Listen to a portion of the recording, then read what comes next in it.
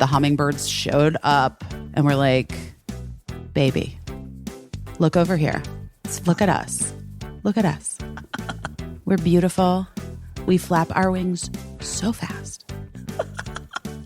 We're going to fly up onto this branch and sit. Something hummingbirds rarely do. And we're just going to stare at you for a while until you fucking get it. And let it go. Just let it go, baby. And I did. And I really appreciated it. That was like a trophy, but you just don't get to keep it. Oh, I murdered the birds.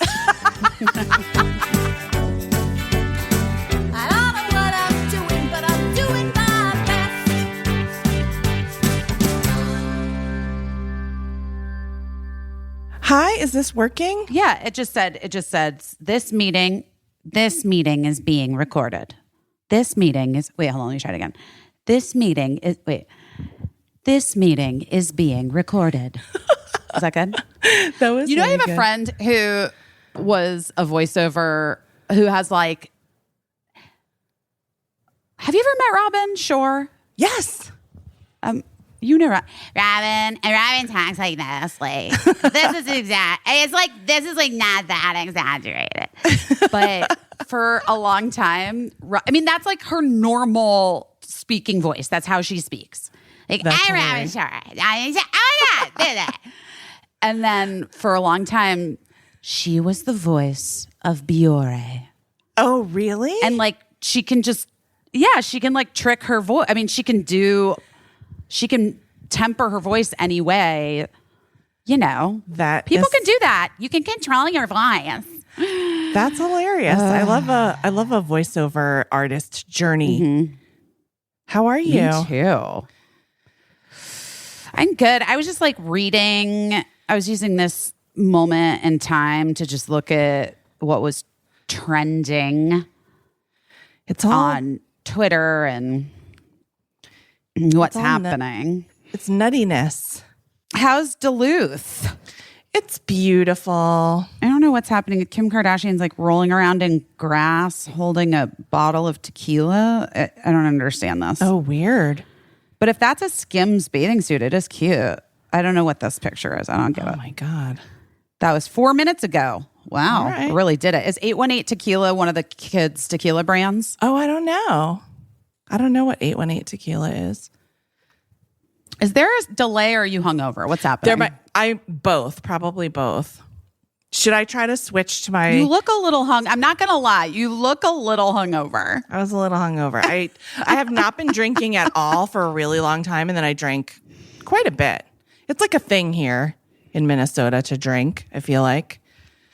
So yeah, I drank a lot. Okay, here's what also the connection is weird. Oh, God. Let me try to see if I can do a hotspot. And if that's better to do a hotspot. Hotspot it up. Okay, now it's on my hotspot. Does that seem better? I have no idea. But yeah, maybe. Sure. Let's pretend it is. Yeah. Yeah. All right. Let's just say it is. Let's say it is. Who knew that? How you doing, Caissie? I'm great. How are you? Busy? Welcome to the podcast. Thanks for having me. You're so welcome. This is Busy Phillips is doing her best. I am Busy Phillips. I am doing my best. And Caissie St. Ange doing her best, setting up hot spots in Minnesota. From Duluth, Minnesota. Beautiful Duluth.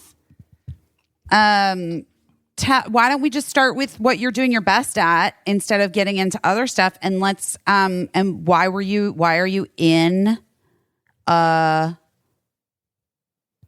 Minnesota? What were you doing?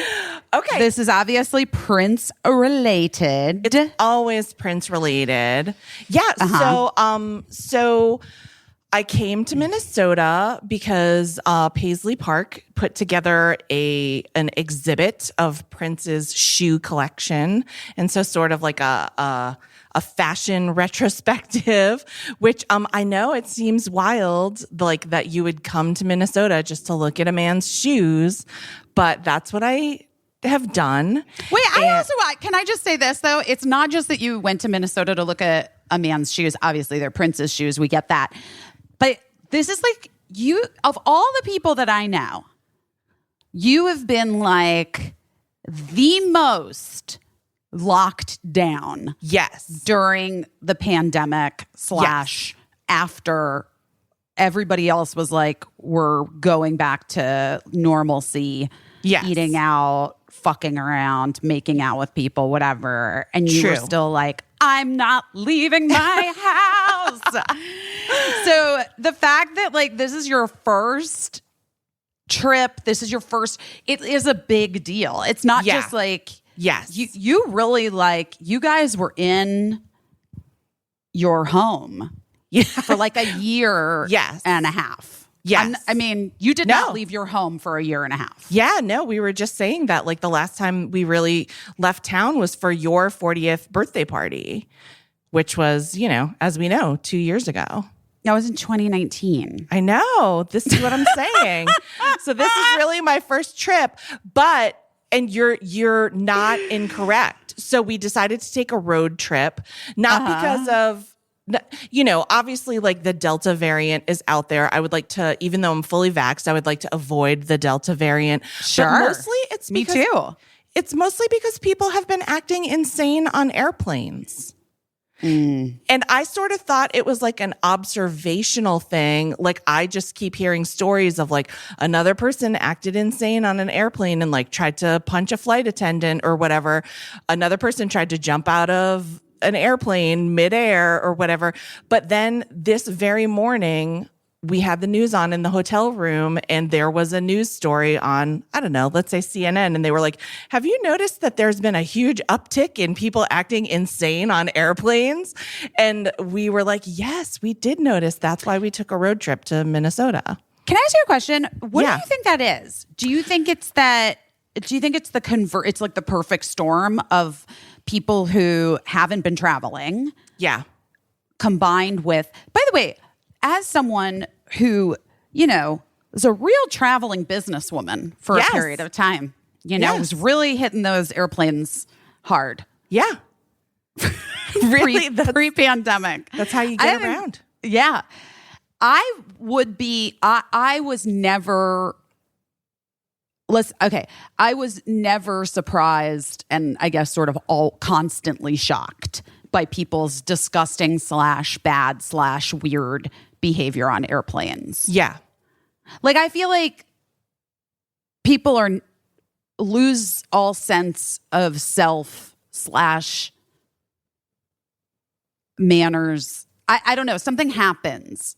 Yes. And maybe it's like when they're traveling. I think part of it is stress related. Yes. I think people get very stressed out when they fly and they don't know how to handle it. And so then like they become irrational about certain things.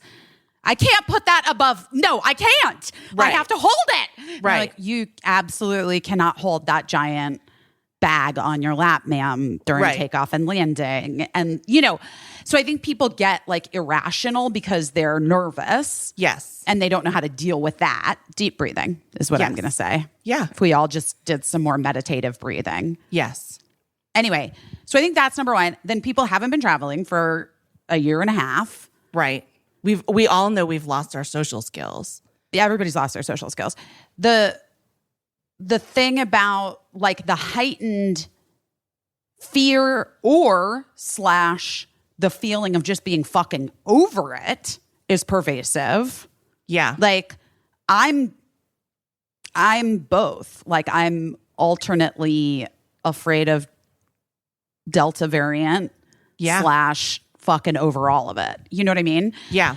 And then there's the mask thing where people are now as you've been in Minnesota, I'm curious what you found on your road trip, but I've been here, in South Carolina, and boy, it's as if masks never existed.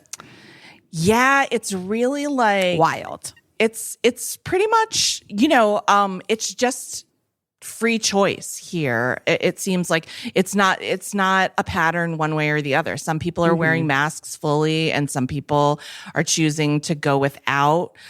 When we were in Paisley Park, we wore masks. A lot of people did. Some people chose not to because there is no more mask mandate here. I will say that nobody has given me a hard time about wearing a mask, which is something that I was a little concerned about, like on our road trip, because I have heard a lot about people being like, hey, what are you wearing a mask for?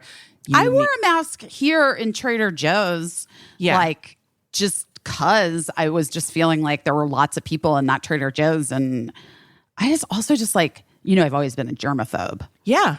You probably would have worn one before. I don't want to, probably not. But like now that I know that it's really effective at not getting people shitty colds. Yeah. Because, I hate a cold more than anything. Yeah. I was talking about how this is truly not hyperbolic. I would prefer to give natural childbirth again over having a cold that like lingers. Yeah. Yeah. And feeling like slightly under the weather and kind of shitty. Yeah. Cause that like that baby's coming out and then it's done. And then you get a baby. Then it's done and you have a baby. You don't get shit for having a cold. No, except inconvenienced and you feel gross and I just hate it. I hate it so much. Anything that's ever happening with my head, like anything from like my throat up that makes me feel congested or like swollen or like it's hard to swallow or hard to talk, hard to breathe or hard to see or hear, automatic panic for me. I hate it.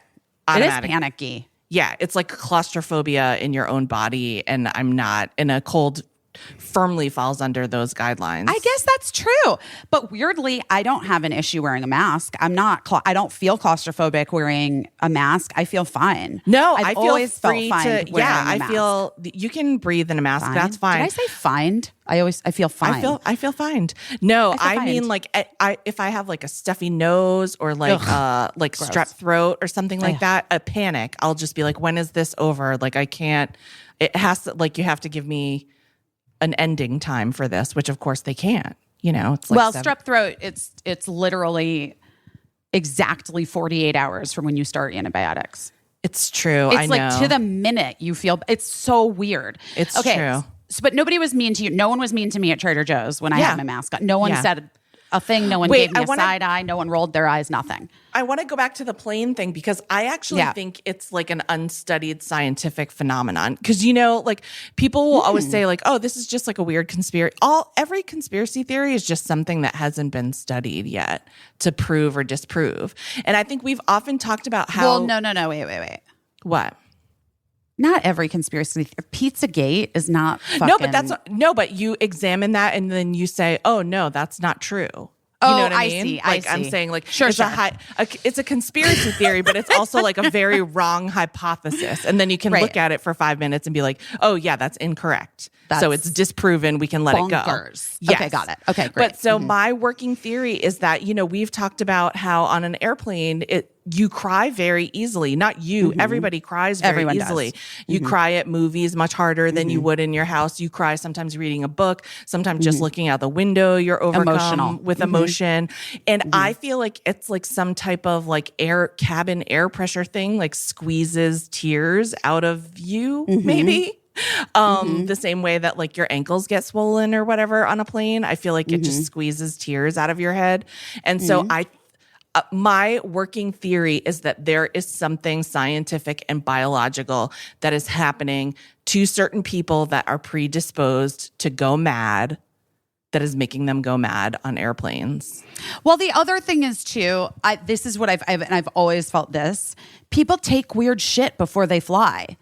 Yeah, that's true too. And that's like a thing that or they drink a lot.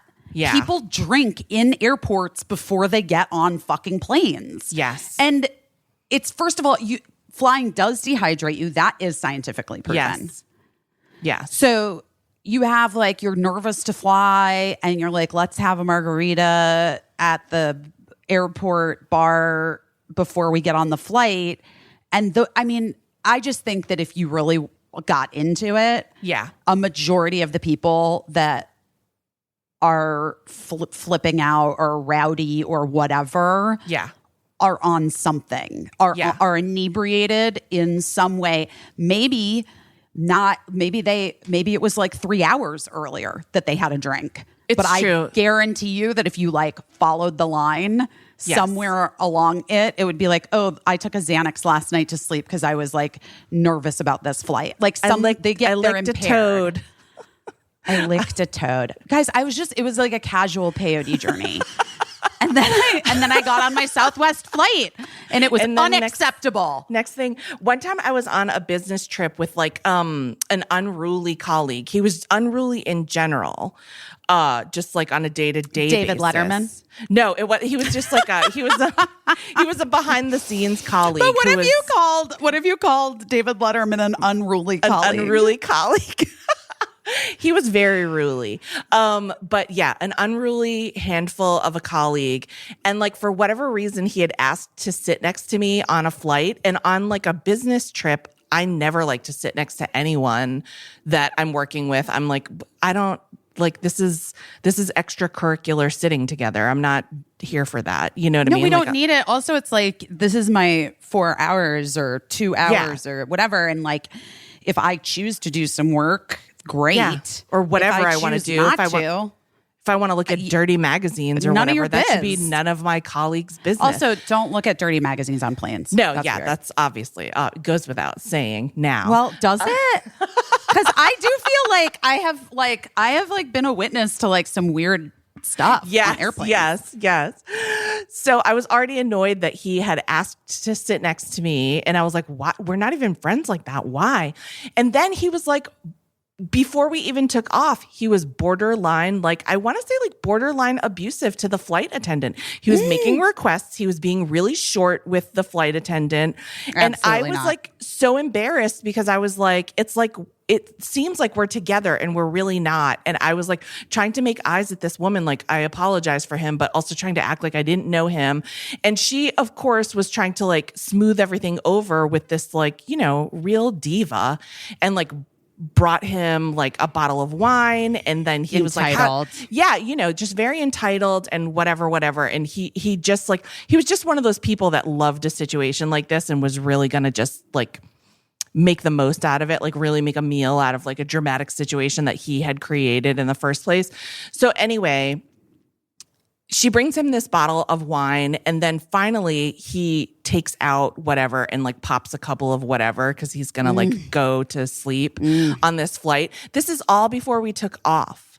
And then there was some like slight delay, and then he's like out cold because of whatever he took. And I'm like, thank God. And I'm sure the flight attendant was like, thank God that guy's like sound asleep. But then they were like, ladies and gentlemen, there's something, you got to get off the plane. Yeah, there's something wrong with the plane. We're going to have to deplane. And so I had to, and this guy was like really big, and then I had to like carry his unconscious body like off the plane. And it was just a very negative experience all around. I ended up like babysitting him in the terminal because like I couldn't just leave him alone. And and then he was like all riled up again by the time we got on another flight because his like pills had worn off. I mean, that's exhausting. Yeah, and of course you know the story. Have I told it on this pod before with Whitney Cummings on the plane? When we were flying together for work. What happened? We were flying from London back to the States together after Maid of Honor.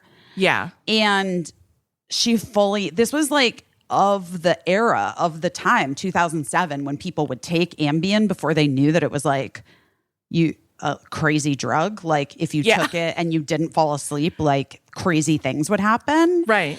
And I guess she had taken it. We were on like a Virgin Atlantic flight. Yeah. And I guess she'd taken one. We were very clearly flying together. We were friends, like we had done this movie together. Yeah. And I went to sleep. And then at some point, a flight attendant woke me up and was like, you have to you have to get your friend under control. And I was like, I'm sorry, what? Like out of it, like exhausted. You have to get your friend you have to help. You have to get your friend under control. And I sort of like sit up in my little like pod. We had been flown for work. So we got like those nice pods, you know? Yes, yeah. And I sit up in my pod and I see Whitney's just like slamming the overhead bin shut and then opening it again and then taking stuff out and then slamming it shut. And I was like, and then walking forward and then walking backwards and talking to herself. It was like truly wild. And so I got up and was like, I don't know what I'm supposed to do here. Like, I don't know.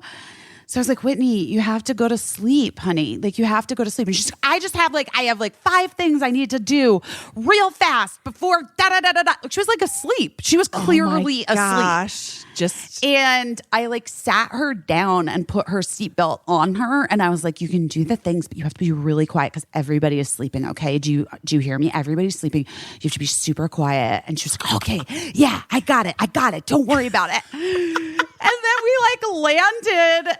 And she fully was like, what are you talking about? What do you mean? And I was like, gosh. dude, you were like, you were just running around the cabin, slamming, taking things down, putting things up, taking things down, slamming the overhead bin. And she was like, I did not remember any of it. Oh my gosh. One time I flew, oh my God. 3 years earlier, I flew to Australia to see Michelle. She was living there with Heath and was pregnant. And so I was like, I'll come hang out with you. And he was doing a movie. So I went to hang out with her. And same thing. I took a sleeping pill on the flight. It may have been Ambien. That time was weird. That mid 2000s time with Ambien was weird. People didn't know yet. It took a while that you like would eat an entire pizza and then and be like, what? Why did I? Yeah. Why do I have indigestion? I swear to God, I need to find out if this is true. I am gonna maybe we need to get Sarah Michelle Gellar on this podcast. I remember hearing a story way back then, because this was my Ambien experience. I remember hearing a story that Freddie Prinze Jr. purchased a vintage car whilst on Ambien, like on the internet. Like oh my bought, God. Like on eBay or something, like early, like 2005, early days. Oh my and like God. Bought some insane. I don't know if that's a true story. I just remember hearing it back then. But so I was flying to Australia, took an Ambien. And when I tell you, I was like, it was like drug days of my, I kind of remember it. It felt like how I would feel when I was at raves when I was in high tripping school. Balls. Yeah. I was tripping balls, and I like wrote this letter to this guy I had a crush on. What happens? But like you did have a crush on him. It wasn't like you didn't just get a crush on him while you were on Ambien. This is unclear. But I like wrote this like 7-page letter, like some intense thing. And thankfully, guys, this was before email. So, there was no email on the plane. Well, it wasn't before email, but it wasn't like, I like wrote it out longhand. Yes. And was just like, I like had all these ideas and plans and like, everything was so clear to me. The future was so clear. And then landed in Australia. And I remember Michelle picked me up at the airport and we were driving and I was like, just yammering on. And she's like, I think maybe you need to sleep. I think maybe we should, when we go home, maybe you should take a little lie down. Maybe you should just rest. And I was like, no, I can run. No. I need to run. And she's like, I don't, why don't I get you some food? There's really good yogurt here. And I'm going to feed you some yogurt and then maybe you take a nap. Okay. And I was like, I don't know what you're talking about. I feel great. Ambien, folks. Yeah, I mean, listen, I always heard the stories about Ambien and, of course, saw the news reports of like people setting up cameras in their own homes to like watch themselves eat an entire loaf of bread in the middle of the night. But one time, another colleague, this is not plane related, but another colleague, I got a voicemail and it was a lady work colleague, and she left me. Rosie O'Donnell. It wasn't Rosie O'Donnell. Okay. It was also another behind the scenes lady work colleague. Mm-hmm. And she left me like a fairly filthy, dirty talk voicemail. But it also didn't make sense. Like it was like half dirty talk and half gibberish. And then I just heard at the very end her husband being like, oh, and like took the phone away from her. And it was completely Ambien fueled. And it was just like really awkward because how do you like say to your colleague, like, are you okay? You left me a dirty talk. Did you voicemail. Say anything? Did you confront them? I mean, I just was like, I just want to make sure, because I think like maybe you butt dialed me. You know, I tried to like just play it off like if she didn't remember. Like, I think maybe you butt dialed me and I like heard you, but it didn't really make sense. And she was like, oh yeah, it was 100% Ambien. Oh, so, God. Anyway, no Ambien on this trip. No Ambien ever again, I think. No Ambien ever again for anyone. But yeah, so just on a road trip, avoiding planes, slept in the car a couple nights, which is wild, but also weirdly fine. Like I thought that I was going to be so sore and like stooped over and broken and bent. Did you recline? Yeah, just like reclined the seat and like slept in the car and woke up with like bison behind us in Wyoming or something. It was very strange. But yeah, just try to do that. And at some point, someone had given my husband, I think we've talked about this on the podcast before, like saying that like we've all heard the phrase like when you know, if you're ever thinking about doing hallucinogenic drugs, they will come to you when the time is right. Oh, sure. So at some point, someone that my husband like kind of knows gave him like a chocolate bar with mushrooms in it. Sure. And so we've just had that for a while. And so we just brought it on the trip. So we were like, in case on this trip, there's ever a chance to like take a trip, maybe we would do it because, you know, we live like with kids and, you know, we're like productive members of society, supposedly. But we haven't had a chance to. And I think I realized that we'll probably just never have a chance to. Cause like, that's really like a thing. Like you really gotta, you know, who has like a free day to trip balls as an adult? Well, no one, but you could also just like, you could just have a little tiny bit and see how that goes. Microdosing is very in. It's very in all the Silicon Valley. I mean, that's been for like 10 years, but yes. I do feel like people, like somebody at one of my friends who came into town for the parties was like, "Oh, I've been microdosing mushrooms. It's amazing." I'm like, "What?" And they were like, right. "Yeah, for my like anxiety and depression and stuff." And it's just like really helps. It just really takes the edge off. And I'm like, oh, wow. Okay. That's great. All right. It's interesting. I mean, listen, here's the truth is like, I've never done anything like that before. So I'm sure I'm finding excuses not to ever do it too. I'm probably like, oh, you know, you have to be like in a totally safe space and you have to watch me for 8 hours to make sure I'm okay. And I don't like jump into the Grand Canyon or something. I think you'll be fine. I mean, mushrooms were always like, to me, I mean, I did fucking acid when I was a kid. You know what I mean? That I like would get from some like creepy Arizona bro with like 4 teeth. Yeah. And be like, well, sounds good to me. Why not? I know. You know, I mean, but mushrooms always were like, I don't know. I don't know if that's that thing. Like I have that thing about like weed and mushrooms where it's like, well, it comes from nature. So why not? That's what I'm like, it's food. It's technically a food. So I mean, yeah. I don't know though. I do get it. Like, I also do think sometimes with these things, like for me now, even with my friend who's like, yeah, you should like try microdosing mushrooms. I'm like, should I? I don't know. I feel like I did it when I was a teen. I did all the things when I was a teenager.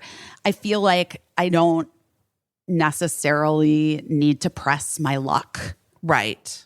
I look back on like, it's a fucking miracle that I am alive. Yes. Yeah. Because of all of the situations that I put myself in, or the just scary ways I could have just not made it as a kid and a teenager. And so I do feel a little bit like maybe just be chill. Good. You know? Like I'm good. You're going to hold. I just need to be chill. I need to be chill. I did none of the things when I was a teen. So I'm sort of like, I think I'm trying to like, at least in theory, be like, oh, I should try some of these things. But then I'm like, I never get around to it. So I think that's like a little bit about knowing yourself. But can I also ask you a personal question? This is our personal podcast. Yes. Do you think your father's like proclivity toward drugs and alcohol has something to do with that?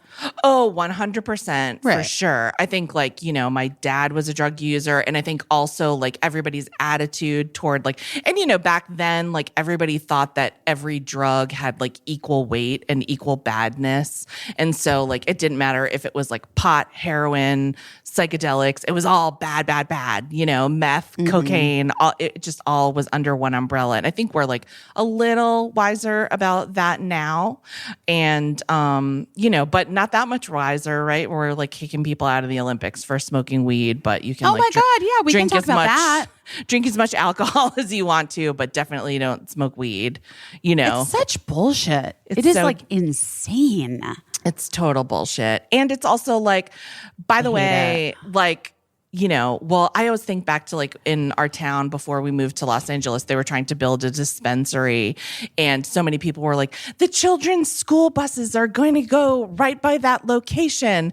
And then I just remember some mom being like, oh my God, and they go right by CVS as well, where there's oxycodone. Like, I think they'll be okay. Their buses go by so many liquor stores. They're all right. Like just if you're going to freak out about one thing, you should examine like what you're really freaking out about. Like that's right. We just finished this whole conversation about Ambien.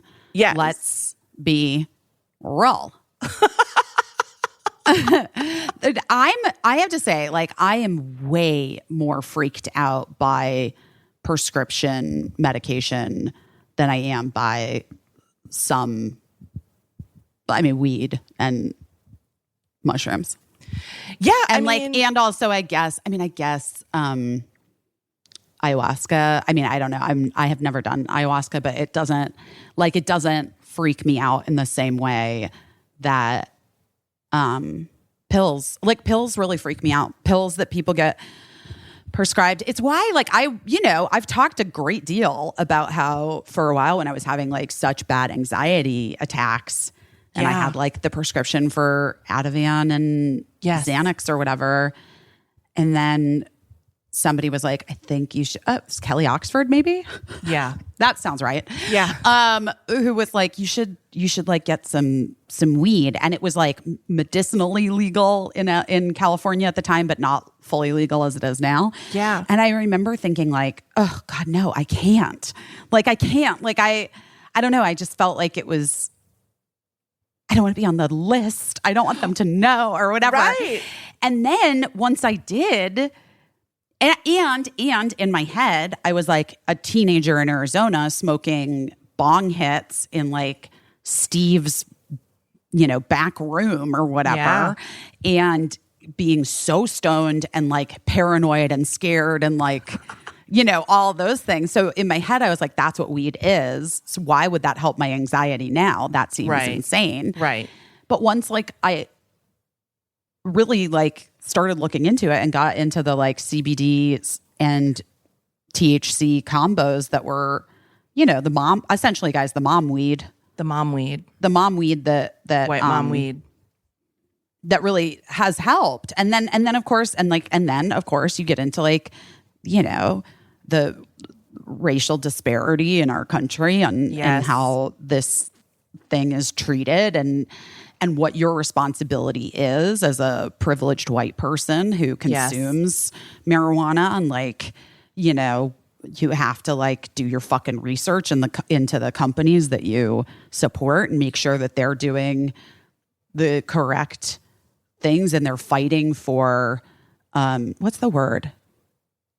It's not arbitration, but it's like when they reverse clemency or like clemency, reversing sentences, granting clemency, and like making sure that people who are incarcerated on bullshit weed charges can now go free because it's legal everywhere, and people are rotting in jail because they broke a law that was dumb to begin with.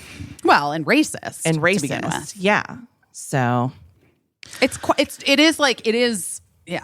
a part of it that's like, it's all tricky, you know? You have to like, be able to think about things on multiple levels, guys. You can't just think about things on one level. On the one level, I am like, you know, just a privileged white lady who likes weed. On another level, I'm also a privileged white lady who knows enough to know that I need to like look into it and make some sort of compensation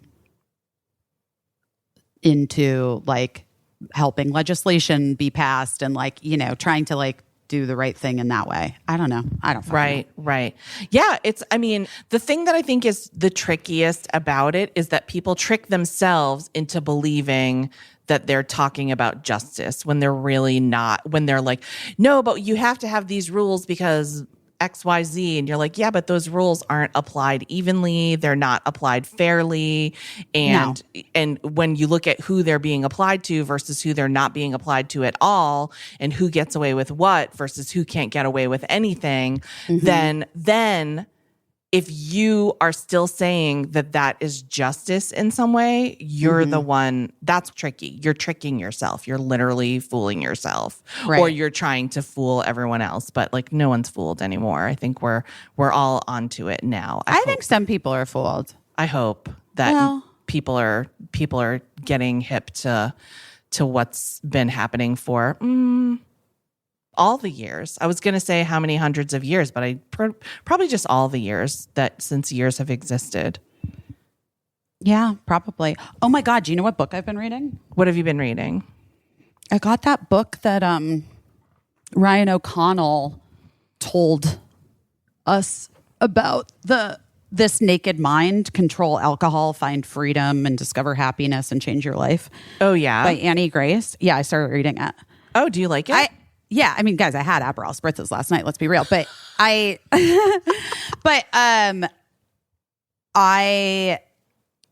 just got a text, you know, rolling calls. I got a lot this week. I got a lot happening.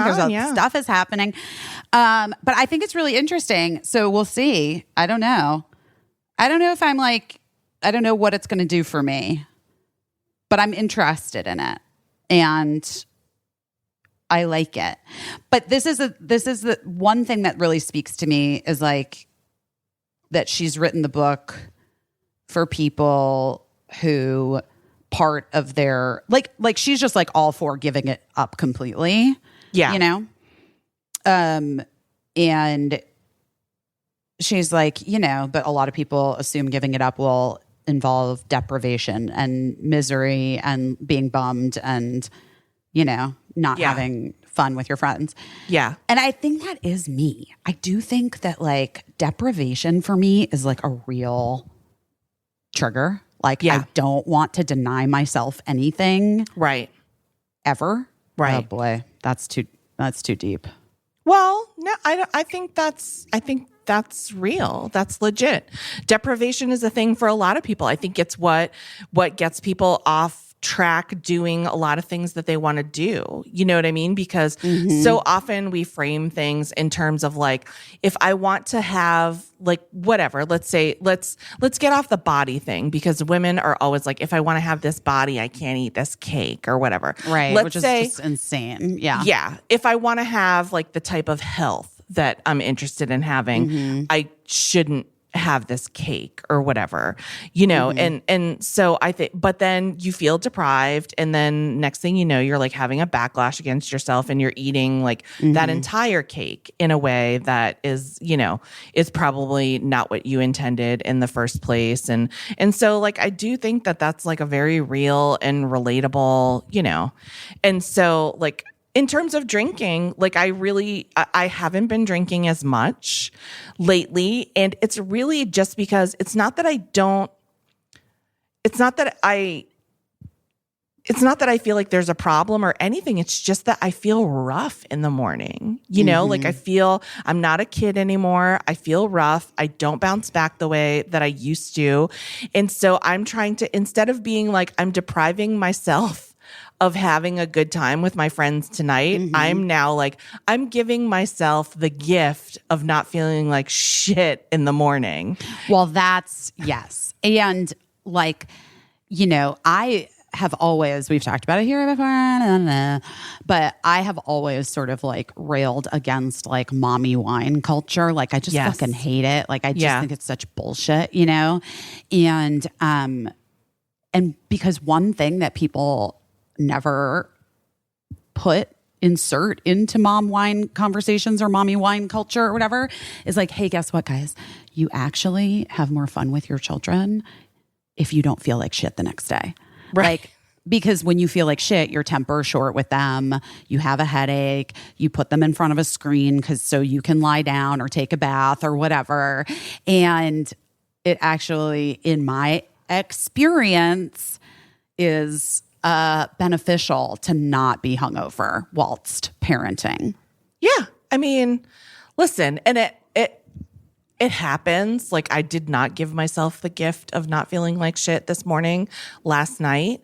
But, you know, then it's just like, it's just a reminder of like next time when I'm presented with the opportunity, with the choice, I might just be like, yeah, not this time, last time. And I had a nice time. Last night I had a few drinks. I probably should have stopped a little sooner because I haven't been drinking lately. So, you know, I'm just not in great drinking shape. But you know, drinks are fun sometimes. And but that's also like that, even that like should tell you something. That's sort of this woman's point in this book. Yes. Like even that thing of like, what you just said is like exactly it. You're like, I'm not in good drinking shape. Yeah. Which is like, that's kind of fucked. You know what I mean? Like that's sort of intense statement. Yeah. It literally is a drug, which is why it's so wild that I'm like, ooh, mushrooms. Like, I'm so nervous about bowl. But like, meanwhile, I'm like, oh yeah, let me have 4 cocktails at this gathering or whatever and not think twice about it. But it literally is a drug that affects your mind and your body and your performance. And it is a thing that we are super casual about. Well, that's all by design. It's all by the, industry of alcohol, like the big biz. It's glamorous and and it's a big business. Oh my God, there's 2 beautiful white cranes Aww. just flying by my Those window. are our spirits. Those are our spirits. That's you and me. Off alcohol. Flying away. Just all beautiful. I had some fucking crazy things happen. Okay, wait, did you even say what you're doing your best at? Well, I just think I did my best at like, we just sort of flew by the seat of our pants, didn't fly in the seat of a plane. We drove out, took a few days, saw some of the USA, saw a lot of adorable animals, wild horses, Crazy.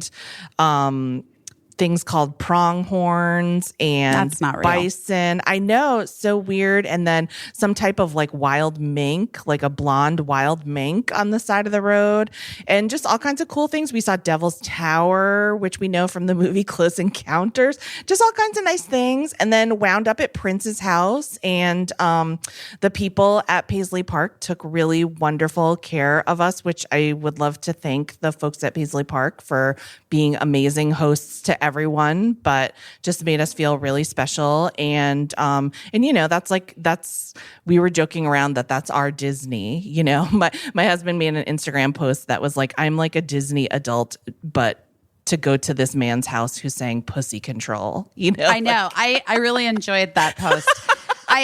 Because I felt it deeply and I understood it, but also like, what are the Prince ears? You know what I mean? Like, you should like design hats that like have the like, symbol. Or like his typhoon hair or something like that. Yeah, they do have hats. Headbands, headbands. Yes. But headbands that like where it like sticks up with like the symbol bobbleheads or yeah. They have a lot of wonderful merch, and so maybe I can talk to them about some symbol bobbleheads and see. I mean, I feel like someone's making them on Etsy. It probably fully exists, and we had a great time. We went to like a dance party, like an after party at Paisley Park. And then I got to have, I don't want to name drop and like make everyone go crazy, but I did get to have like a kind of secret dinner with someone who is like a real hero to my husband and I, like while we were in town. Just somebody, this is rude. I would name drop, and I feel like our listeners have been with us on this journey. They know you're not trying to be rude. Yeah, are you not allowed to talk about it because the person doesn't want you to? Yeah, I just wouldn't want to put them on blast and have everybody be like, "What about where's my dinner?" So yeah, but just had dinner with someone that was like really gracious to like wildly invite us Paul to dinner. Westerfield. Paul Westerberg from the Replacements. Paul Westerberg. You're from the Replacements. It wasn't him, but no, it was like somebody from a Prince's life. Yeah. Okay. Yeah. Got it. So, and yeah, it would basically be, meaningful to everyone who's like wild for Prince. But yeah, the musician from like his circle. And then was it nice? It was so nice, and it was so funny because they just were like really interested in comedy. So were like asking me all kinds of questions like about, oh, have you ever met this comedian? What's this lady like? What's this guy like? And then every time after I answered like, oh yeah, I know that person and I worked with that person, whatever, then they would be like, okay, now you can ask me a question about Prince. And I would be like, I love a trade. I love a trade. I really do. I think that's wonderful. But I was like, I don't really have any questions. I don't think like I don't really want like dirt on him or whatever. And he was like, no. I would never say dirt anyway. But my husband had tons of like technical musical questions. So he was like in heaven. Oh, that's fun. Yeah, it was really fun and really nice. And we just had a great time. Ah, that's so nice. I'm glad. Yeah. That sounds great. And then we came to Duluth because I belong to like a television and content festival that I remember. Yeah, it used to be in Vermont. Now it takes place in Duluth. And so we had like a little business to do here that getting ready for, because like the festival's back on this year thanks to vaccines. So so that's why I was in Duluth, and it just worked out that we could like pop up to Duluth to have like a couple of meetings and see the beautiful city. It's very beautiful. I think you should come here. Okay. It's like I'll be a judge or something in the film fest. Well, they want us to do the podcast live from the festival. Oh, is that our first live podcast? I don't know. You guys were so cute in the like emails telling Caissie we should do a live podcast. I think we're gonna have to figure that out. We gotta figure it out. Yeah, when is the film festival? When's your? It'll be in festival? October. It'll be in October. It's literally right when I think I'm going back to shooting Girls. Yeah. Well, we'll see, guys. It was a short-lived dream. Short-lived dream. It was a real dream for two and a half seconds. Well, maybe there's a way to like do. Well, who knows? Maybe we could do the podcast with me here in Duluth and you like on a screen, but still have like a live element answering. Can I tell you something? That happened one year at the San Francisco Comedy Festival. Steve Agee, when we used to do our We're No Docs podcast. Yeah.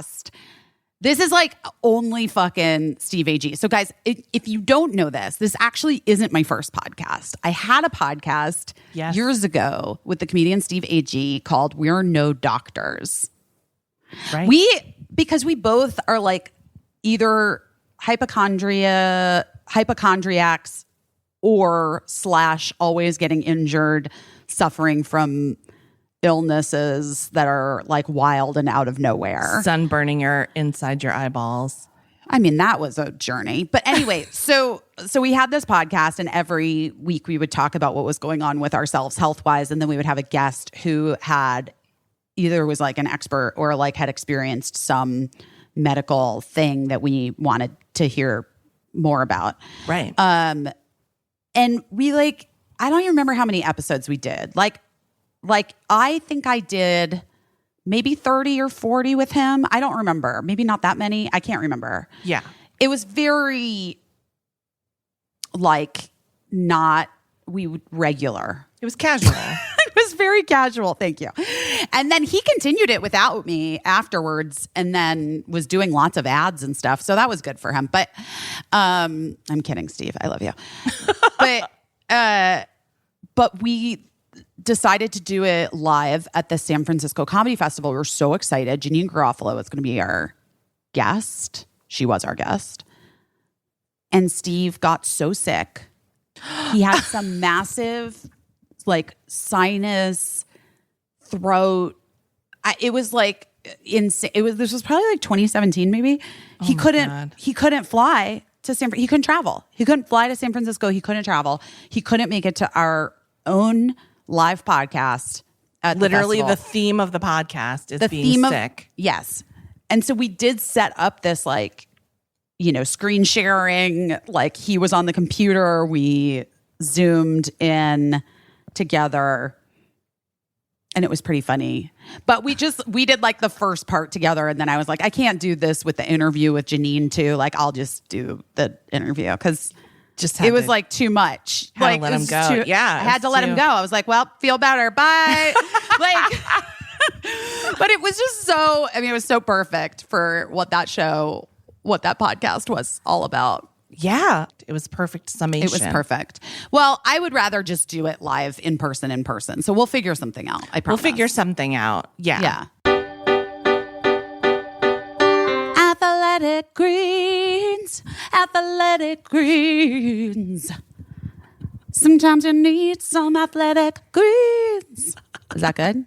I liked it. It was very energetic, which is very fitting for Athletic It Greens. is. Yes. Listen, what are you looking for? What do you need? Here's what I get. Digestion is number one. Come on. For me too. Same. Yeah. And simplicity is for me. I like using the Athletic Greens in my smoothies. It's honestly the most comprehensive nutritional beverage I've ever tried. It tastes good. It tastes really good. It fits like into my smoothie perfectly, and it doesn't feel like, I gotta drink this thing. Yeah. Yes, I'm serious. I do know. It's one scoop. It's a life-changing nutritional habit. It's an all-in-one superfood powder. You add it to your smoothies. One scoop in my smoothie of Athletic Greens contains 75 vitamins, minerals, and whole food sourced ingredients, including a multivitamin, multi-mineral, probiotic, greens superfood blend, and more. And it all works together to fill the nutritional gaps in your diet, increase your energy and focus, and aid with digestion and support a healthy immune system, all without the need to take multiple products or pills. It's very lifestyle friendly because if you're keto or keto, however you say it, if you're paleo, if you're vegan, dairy-free or gluten-free, you can have Athletic Greens. It's for you. And it contains less than 1 gram of sugar. And it does not compromise on taste. Caissie and I both agree. It's good. It's good stuff. I got my whole family on it. Right now, I know Matt loves it. Yes. Right now, Athletic Greens is doubling down on supporting your immune system. And they're offering our audience a free 1-year supply of vitamin D. What? And 5 free travel packs with your first purchase when you visit our link today. Basically, you're never going to have to buy vitamin D again. So simply visit athleticgreens.com/busy and join health experts, athletes, and me and Caissie, who all make a daily commitment to our health every day. Again, simply visit athleticgreens.com/busy and get your free year's supply of vitamin D and 5 free travel packs today. Public goods. We love our public goods. You guys, we love public goods. Public goods first came to my attention when I was in a restaurant and I was like, oh, this is cute soap. I love this. What is this? And I looked up what it was. Public goods. It's just like so aesthetically pleasing. It's just like very simple, streamlined, just into it. It's calming. There's no bright colors. It's not screaming at you. Just very chill. It's very chill. Public goods is the Pinterest ready one-stop shop for sustainable, high quality, everyday essentials made from clean ingredients at an affordable price. Everything, guys. Yeah. Coffee, toilet paper, shampoo, pet food. Public Goods is your new everything store, and it's thoughtfully designed for the conscious consumer. So rather than buying from a bunch of like single product brands, Public Goods members can buy all of their premium essentials in one place with one beautifully streamlined aesthetic. It's like black and white and just very cool. Public Goods searches the globe to find clean, healthy, eco-friendly, and innovative products. I am a real fan of all of the cleaning products and the hand soap and the lotion. Yes, I just love everything, but I especially love the cleaning products because like I like to leave stuff out on the counter when I'm going to use it, and I just don't like it to look headachy and like it's competing with my already very colorful, very lively house. I also have a really nice Public Goods candle that I enjoy. Ugh, so good. Also, Public Goods plants one tree for every order placed and incorporates sustainability into every single part of the company. So I want you to join us and hundreds of thousands of others who've switched to their new everything store. We worked out a great deal for our listeners. Receive $15 off your first Public Goods order with no minimum purchase. Okay, basically, you guys, they're so confident that you're going to absolutely love their products and come back again and again that they're just giving you $15 to spend on your first purchase. You have nothing to lose. So go to publicgoods.com/busy or use my code BUSY at checkout. That is publicgoods.com/busy to receive $15 off your first order. Trust us, you're going to love the stuff that you get, guys. So what are you doing your best at? I'm going to tell you, I've been having a rough moment emotionally. I've been having a hard time. This has been really tough for me. I don't know. I mean, there's just a lot. There's a lot coming up for me. I mean, not like in the future. I mean, like emotionally coming to the surface. Bubbling up. Yes. Yes. And I've been really like struggling, like it's fucking hardcore. And, I do therapy. I do all the things. I'm fucking meditate. I've started flower remedies, guys. I mean, let's be real, Do you know what flower remedies are? Is that like some drops of like flower juice? Yeah. Okay. It's like flower essences. Okay. That this energy healer lady that I've been seeing gave me. So energy healing. Sure. Just working it all out. And just, and trying to like move through. I think that's a lot of grief, Yeah. Like a lot of grief and like, letting go. Yeah. And I think it's really important for people to do that, Yeah. And sometimes, I know for myself that I am like a person that holds on so tight to things, to people, to emotions, to grudges, to love, to like all kinds of, to fucking clothing, to my shorts from 7th grade that I still have, to my big cups filled with water from IKEA that I bought in the year 2000. I just hold on so hard, It's exhausting. Yeah. And I think that I think that like leaving LA and selling the house and letting stuff go with the house even is just started this process, of like me having to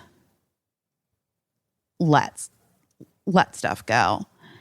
And it's also like, we hold on to, well, I can't speak for you guys. I don't fucking know. But I hold on to like beliefs about myself that that aren't right anymore, that have like no business in my brain. And anyway, I don't know if it's like because of the moon and the moon in Cancer, and I don't know what it is, but this week I've been really like moving through that stuff and thinking about it and trying my best to let it go. It's a lot of stuff. It's a lot of different stuff that I realize I've been just gripping with like a fucking pinky. Some of it, Yeah. And it's okay to like grieve it. It's okay to be upset about it. It's okay to cry about it. But then I have to let it go. I have to. Yeah. Because I got to move forward in all different ways. Like, and there's no room for so much baggage, like weighing me down. Like I gotta leave it. I don't need all this stuff, Yeah. I don't need it like taking up space and occupying parts of my heart and my brain that it's just like I'm a different person, Yeah. So yesterday I was in this sauna. I love an infrared sauna. I know you love it. Whew. Let me tell you something. A sauna in the South in the summer is like a hat on a hat. I was going to say. It was a journey that I was like, I may have sweat lodged myself. I'm not even kidding. Yeah, you went on a vision quest. Yes, I swear to God, send your fucking mushroom chocolate over here. You guys just turn the car this direction. The sauna is big. The sauna at the house we stay at is big. It's new. Great. It's new. So, okay. Even if I know you're germophobic, I'll wear socks so you don't even have to look at my feet. You guys show up, you roll up, we do a little bit of mushroom chocolate, and we get into that fucking sauna. And I'm going to tell you something. It'll all fucking boom. We'll be We're like working it out. 2 different women when we get out of there. Yes.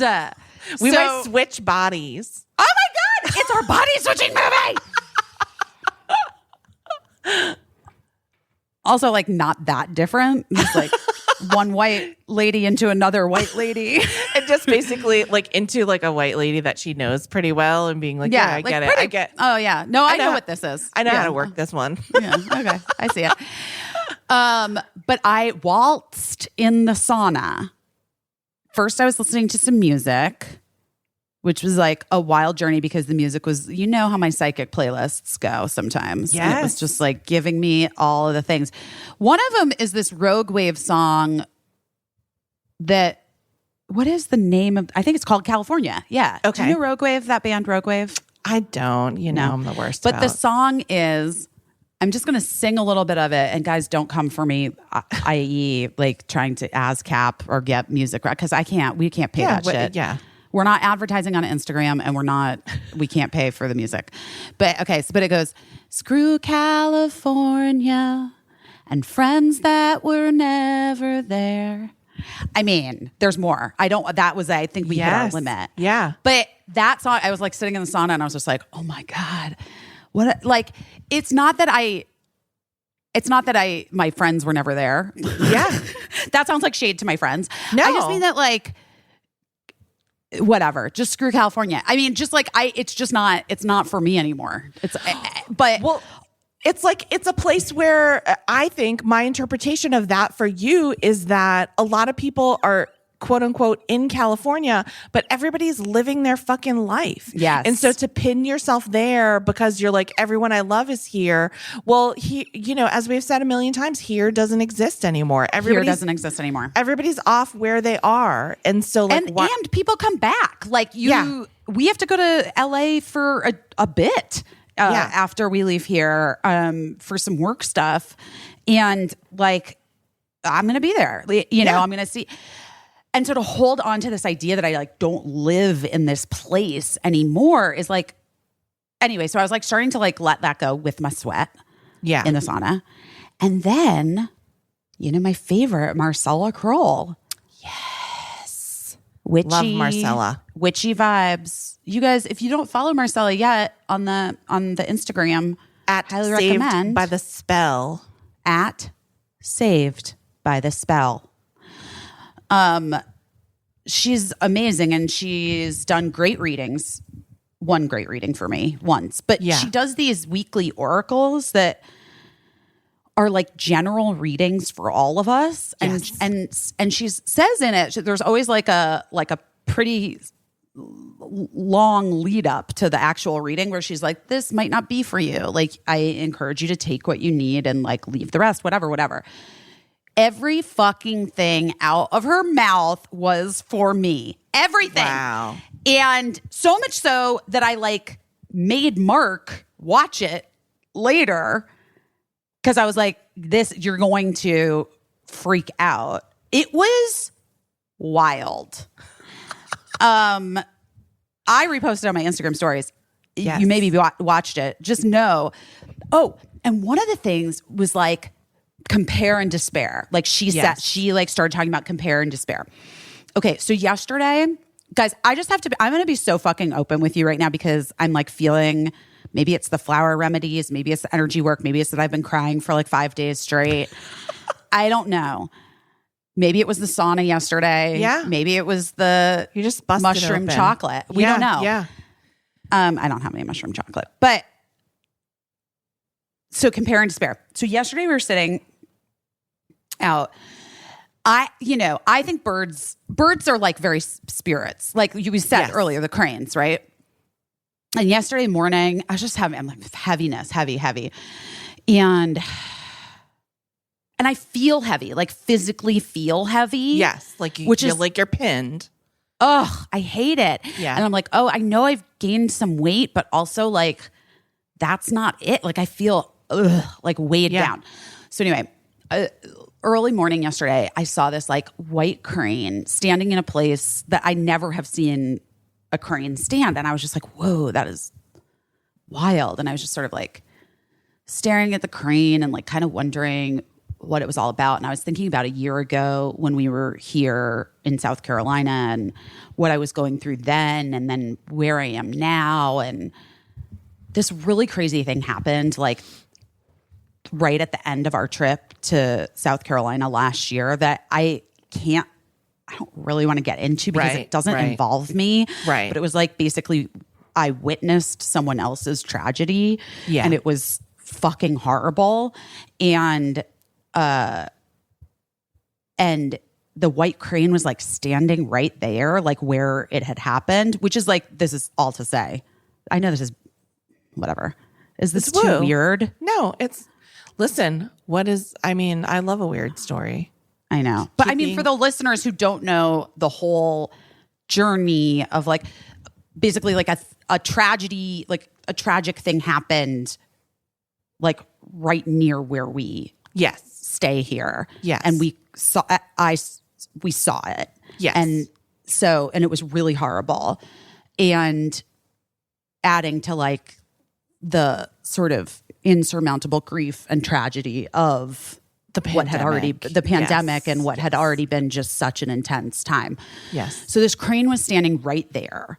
And I was just looking at it and like thinking about where I am now and blah, blah, blah, blah, blah. And then Mark came outside and I was like showing him the crane or whatever. We started talking about stuff. And then I was like, and you know what? This is the part where I'm like, guys, just bear with me. Like, you know what? I'm going to admit something. I am like bummed I'm not going to get nominated for an Emmy. And that's so dumb. And Mark's like, why? What? And I was like, I don't know. Like, I know I'm not going to. Yeah. And I think that like the show will. And I like, am really hopeful that like, this is what's so crazy about my brain. Like, I'm really hopeful that like Renee, Sarah, and Paula will. Yeah. But I just am like, not because I don't think I don't deserve it, but like, I just am like, it's just not. First of all, okay, this is like too deep. But first of all, best supporting actress in a comedy category is historically speaking the fucking hardest because because Saturday Night Live gets put into that too. So there's always, so like, let's say there's like 5 nominees or 6 nominees or something like that. Half of them are always from SNL. So I remember like even when I was on Cougar Town and I had won the Critics' Choice Award, I was like, everybody in my life was like, you know, you're not getting nominated for an Emmy, right? Like, right. Because it's like Kristen Wiig, Maya Rudolph, like, you know, whatever. And then it's like the biggest shows. Yes. You know what I mean? Also because like the way the system is, women are typically more often supporting actors than they are, you know, that's also very good. Very good point, Caissie. There are more women in supporting roles than there are in any other roles. So it's a more packed field. Exactly. And it's always super, and like, I promise you guys listening, like, I was just having a fucking moment. Do you know what I mean? Yeah. Like, I am by and large real normal and like really able to like have perspective on what I do and how fucking lucky I am. And even with this, and it's part of the reason why I didn't want to keep acting because I don't like this part of myself. Yes. I don't like that now I'm sitting here and my friend who's staying with us was like, oh, Emmy noms come out on Tuesday. And I was like, fuck, I didn't even know that. Right. And I wish I hadn't because now then watching the crane thinking about life and death, and then I'm like, I really am gonna kind of be bummed when I don't get nominated, if I don't get nominated or whatever. Right. And it just was like this not dumb, but it just was like a very pure, gross part of what I do and what I've always like what's been a part of this career for me. And then, are you ready for this? Mark's like, holy shit. And I turn around and there are not one, but 2 hummingbirds suspended in air directly behind my head, staring at me. Oh my God. And I was like, whoa. Okay. All right. Okay, universe. I fucking get it. I get it. Thank you. Thank you, Moot. Thank you. Whatever grandmas just showed up, whoever's spirits just showed up to remind me like that the beauty is there. Like it's right here. And like the beauty to not lose sight of the thing that is so important, you know? And that idea, like compare and despair, like, fuck it. What? Why am I even, let it go. You know, these little hummingbirds, and they just stared at me. This is so weird. They just stared at me. They flew over to a tree and sat in this tree and just stared at me. And I was like, okay, spirits, I get it. I really feel what you're giving me. And you're telling me to like, let it go. And I see you, I hear you, I feel you. And I'm going to let it go. You're right. Like it's not any part of what I'm like about. And I don't know, like, yeah, I'm not going to feel bad tomorrow. I won't. I actually like, I'm like, I've let it go completely. And it felt really freeing. And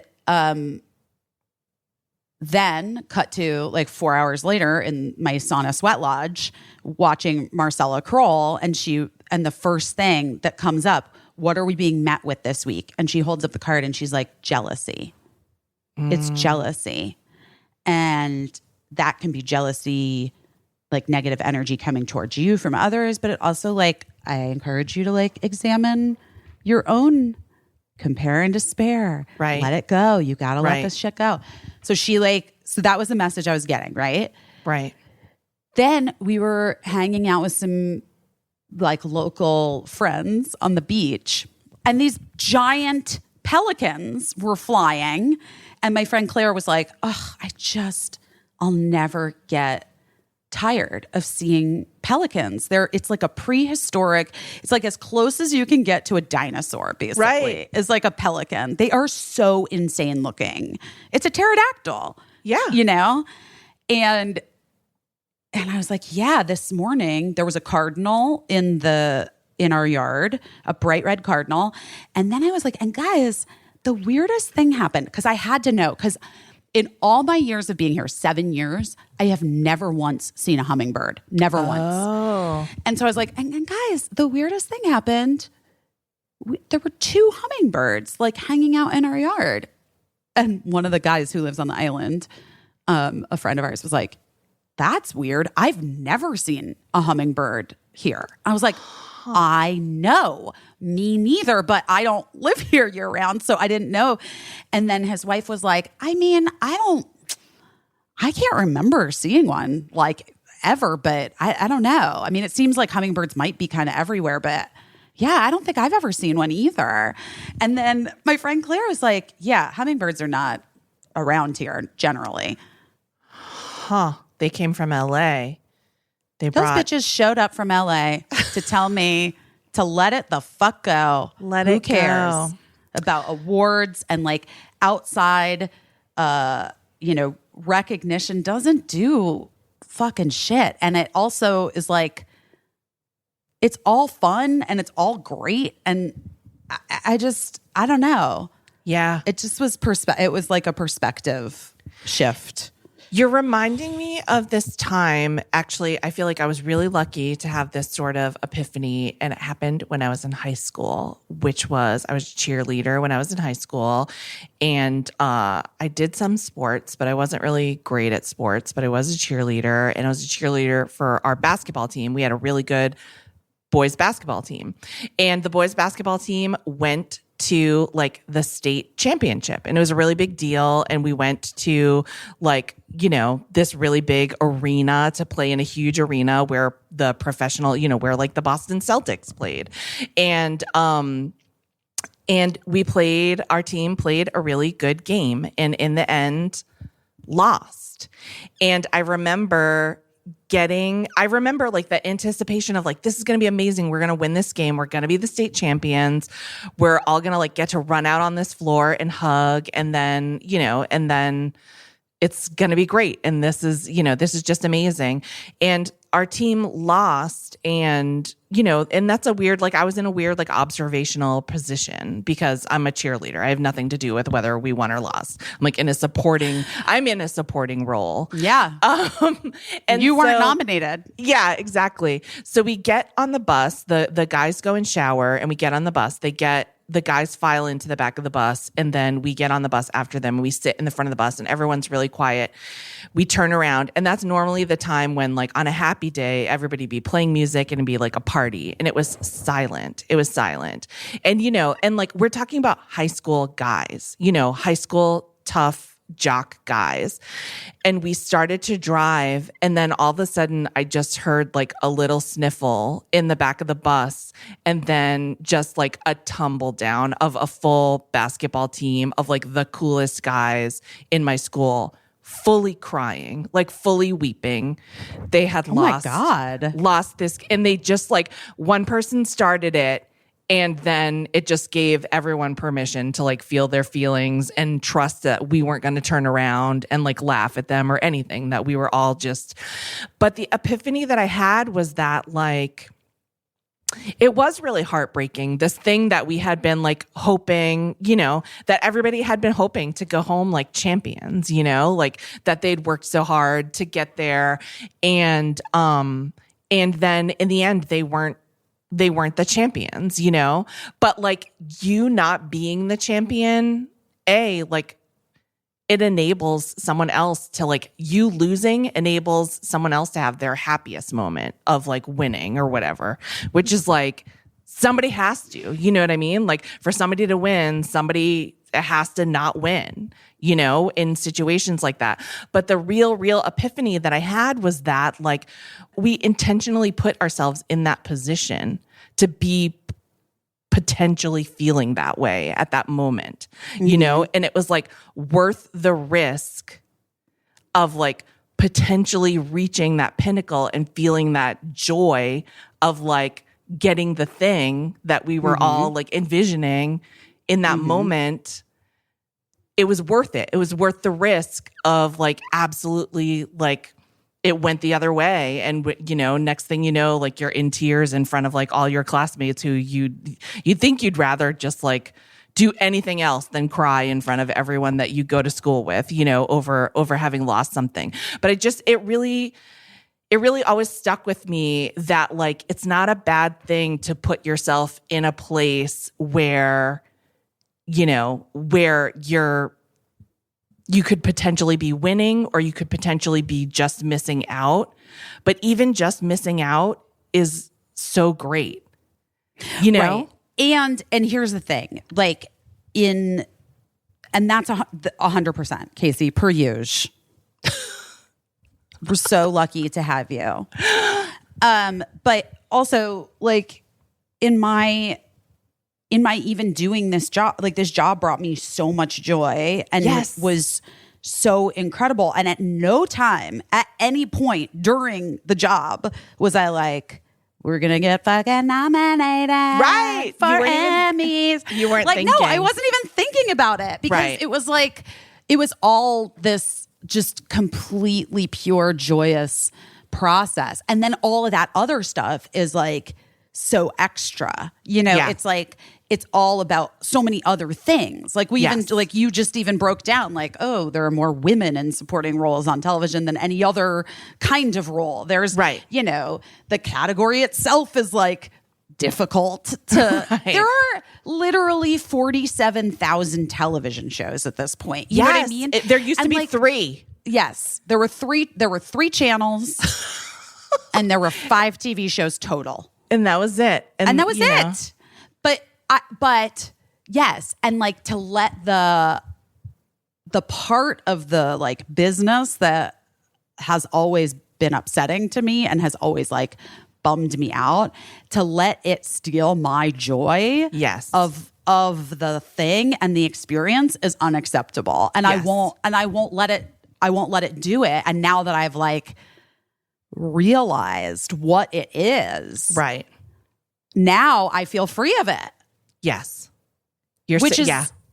Now I feel safe from it because I'm like, I just loved, like, I'm so grateful and so happy that I had the experience and I get to fucking go back and do it again. Yeah. But honestly, I do think that a lot of people, like in whatever, I don't think that they like move through those feelings. I think they feel like a way about a thing. Yeah. And then like you almost don't touch it, or you like you feel bad about it and you just leave it feeling bad and you don't touch it. But the truth is, you are allowed to take a minute and be like, "Oh, that's a bummer." That will be a bummer and it'll like hurt for a minute, and then I'll be happy for my friends that get nominated. I mean, to be honest, like I feel that way every year. Like every year I know 1,000 people that get nominated for things and I'm like, "Oh shoot, I really wish I had worked on that cool thing that, and like, that's just our life, But then I'm like, but I did get to work on a lot of really cool things. It's just none of them were like award worthy, I guess. I don't know. I think our show is award worthy.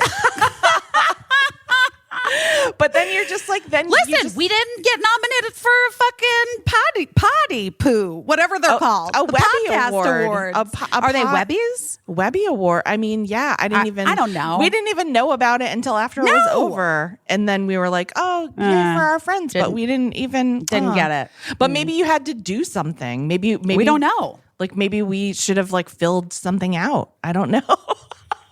Is that how that happens? I don't know. Well, Emmy nominations, you do have to like be submitted. Right. This is what I'm saying. So like, I don't even know how all of this works. And that happens on TV shows too, all the time. I'm sure you've known a million people that missed out on being nominated for an Emmy because like some producer didn't fill out some form or like sent in a form too late or whatever. Yeah. Also, there's like, the category thing is so weird to me. Yeah. Like you can, essentially you can like just sort of choose on everything. Yes. On everything, on Emmys, Oscars, like acting. I mean, they can choose who's supporting, who's starring, there's no rhyme or reason to it.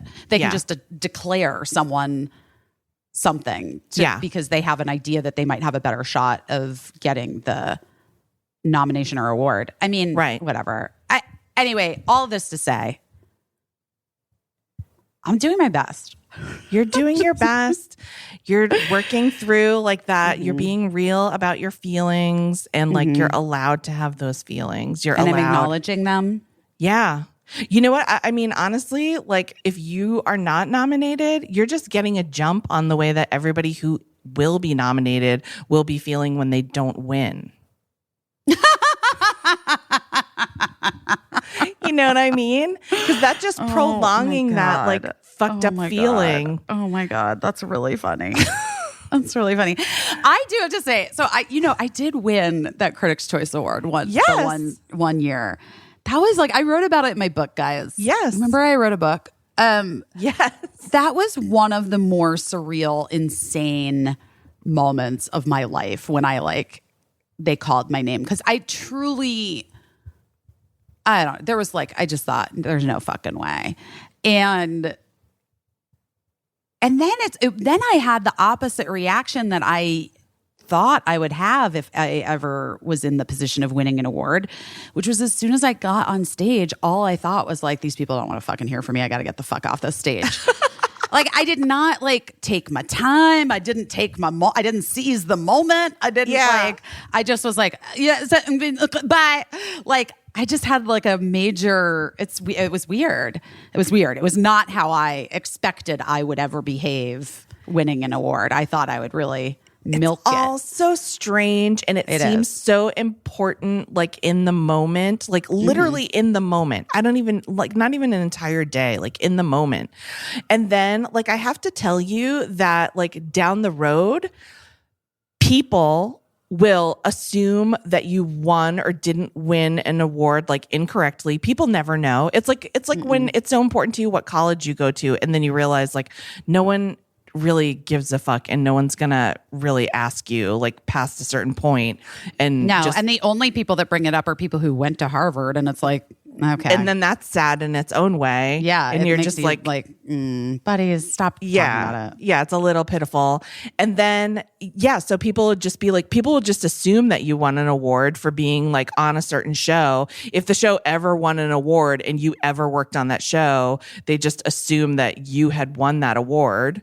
You know, and so there's that. But then you'll also like in 10 more years, you'll get to a point where people will be like, oh, Busy, you won that Critics' Choice Award that time. And you'll be like, I did? You won't even remember it yourself. Well, that's right. I mean, I will always remember it because it's one award that I won. But I do think like people that I greatly admire and that I like look up to or love their art or their acting or their writing or whatever. I can tell you if they fucking have ever been nominated or won an award. I don't know. Right. Like I literally don't know. So you're right. It's like, yes. Well, all of this to say, that's just a smidge of what's happening. But that was like just like a kind of cool story. Like just, it was just like such an incredible, like immediate thing that came into my head. The hummingbirds showed up and we're like, baby, look over here. Look at us. Look at us. We're beautiful. We flap our wings so fast. We're going to fly up onto this branch and sit, something hummingbirds rarely do. And we're just going to stare at you for a while until you fucking get it and let it go. Just let it go, baby. And I did. And I really appreciated it. Hummingbirds. They're not around today. I'm looking out the window. That was like a trophy, but you just don't get to keep it. Oh, I murdered the birds. I have 2 little tiny hummingbird heads mounted on very small plaques. Yeah. On very tiny plaques. And they will be hanging right next to my Critics' Choice Awards. So, okay, let's talk to Nikki Glaser. Listen, guys, we were so lucky to chat with Nikki Glaser, who talks faster than me, which is impressive. Saying something, yeah. It's impressive. I take more pauses, I think. Yeah. I'm a fast talker when I get going, but Nikki's a fast talker.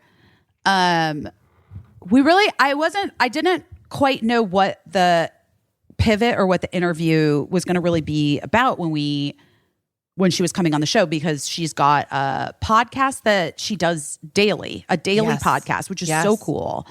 I mean, I love this, all of it. Yeah. I've often been like, should we do it? Should we just do this every day? I know. I can't do that. It's too much for me, but it's great for her. No, but it's really funny. It's great. And I just want to say this, like, so I was really, I felt like the conversation was like super honest and really unexpected to me. And I just want to give a trigger warning, because I just need to give a trigger warning, but we're going to talk about eating disorders and, like dependency issues, dependency issues, some concerns about dependency, and eating disorders. And I would just say, like, more the trigger might be for eating disorders and stuff. So just if that's something that's hard for you to listen to, then just know that might be hard for you to listen to, or choose to not listen to it if you don't want to. Exactly. But I think that some good. I just listen. Just listen. Okay.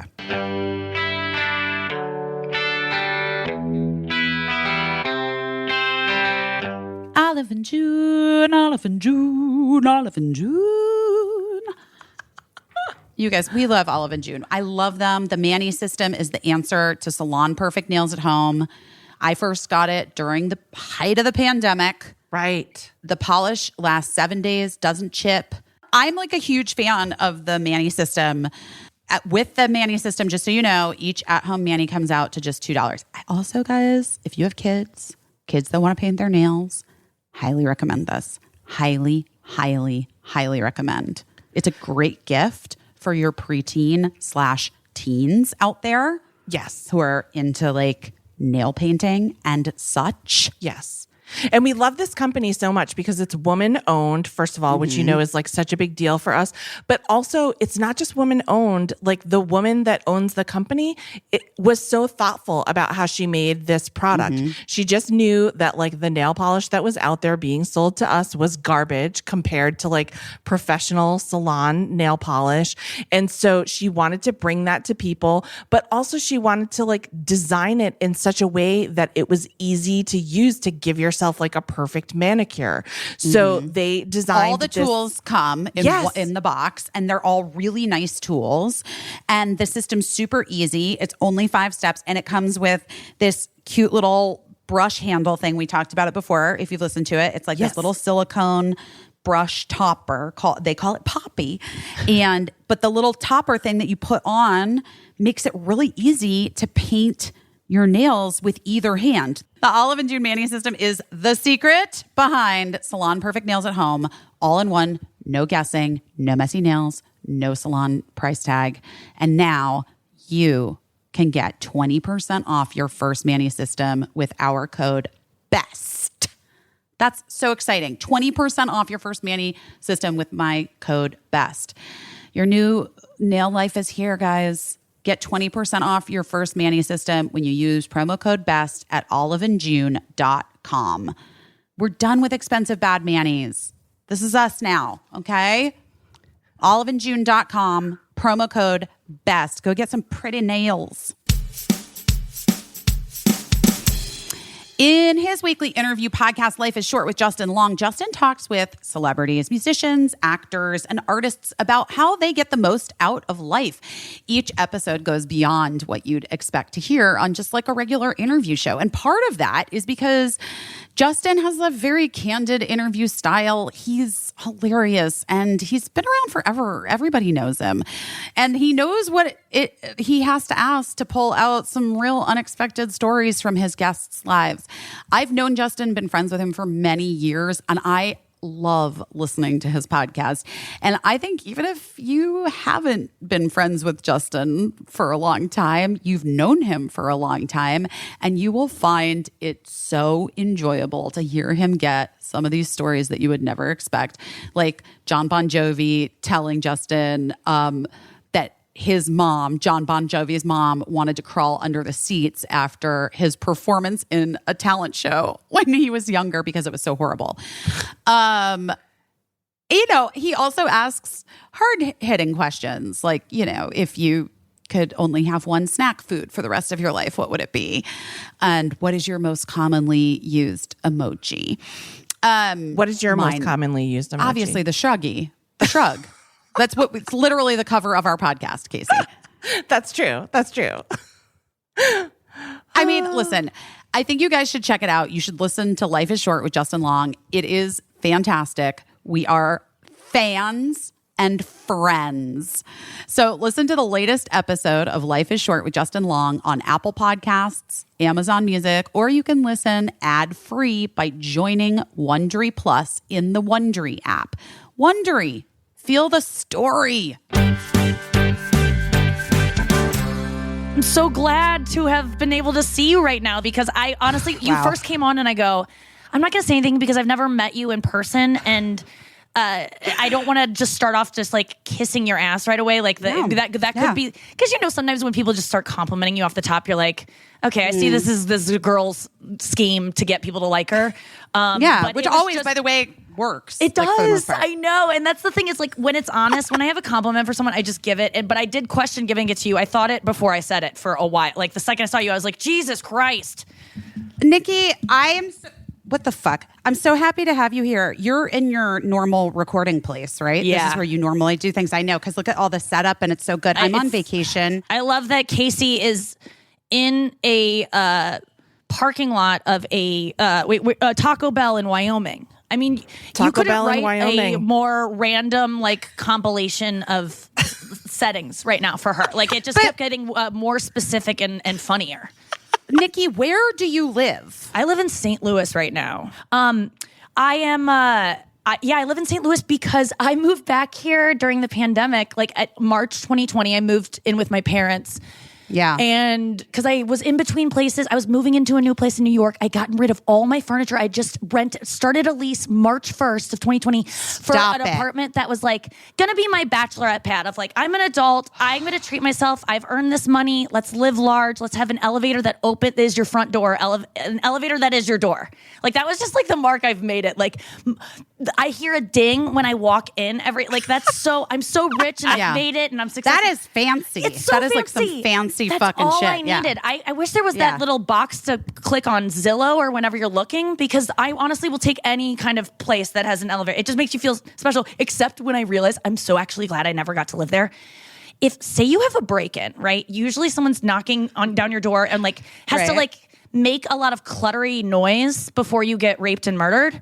But like if you have an elevator that is your door, you just hear ding, ding, and then you're like, and then you're dead. Am I about to die? Like that kind of freaked me out because I have a roommate now in St. Louis, and I make him announce when he walks in the door, he goes, "Not a rapist," because sometimes he's listening to music, or I'll go, "Andrew," and he won't hear me, and I just go. I have seconds where I can't see the intruder. And I know I'm about to have to fight for my life. Like I get into that mode, and it's so scary being a woman sometimes. Being a woman is terrifying. Yeah. Do you feel I don't like living alone, and that's why I have a roommate. Yeah.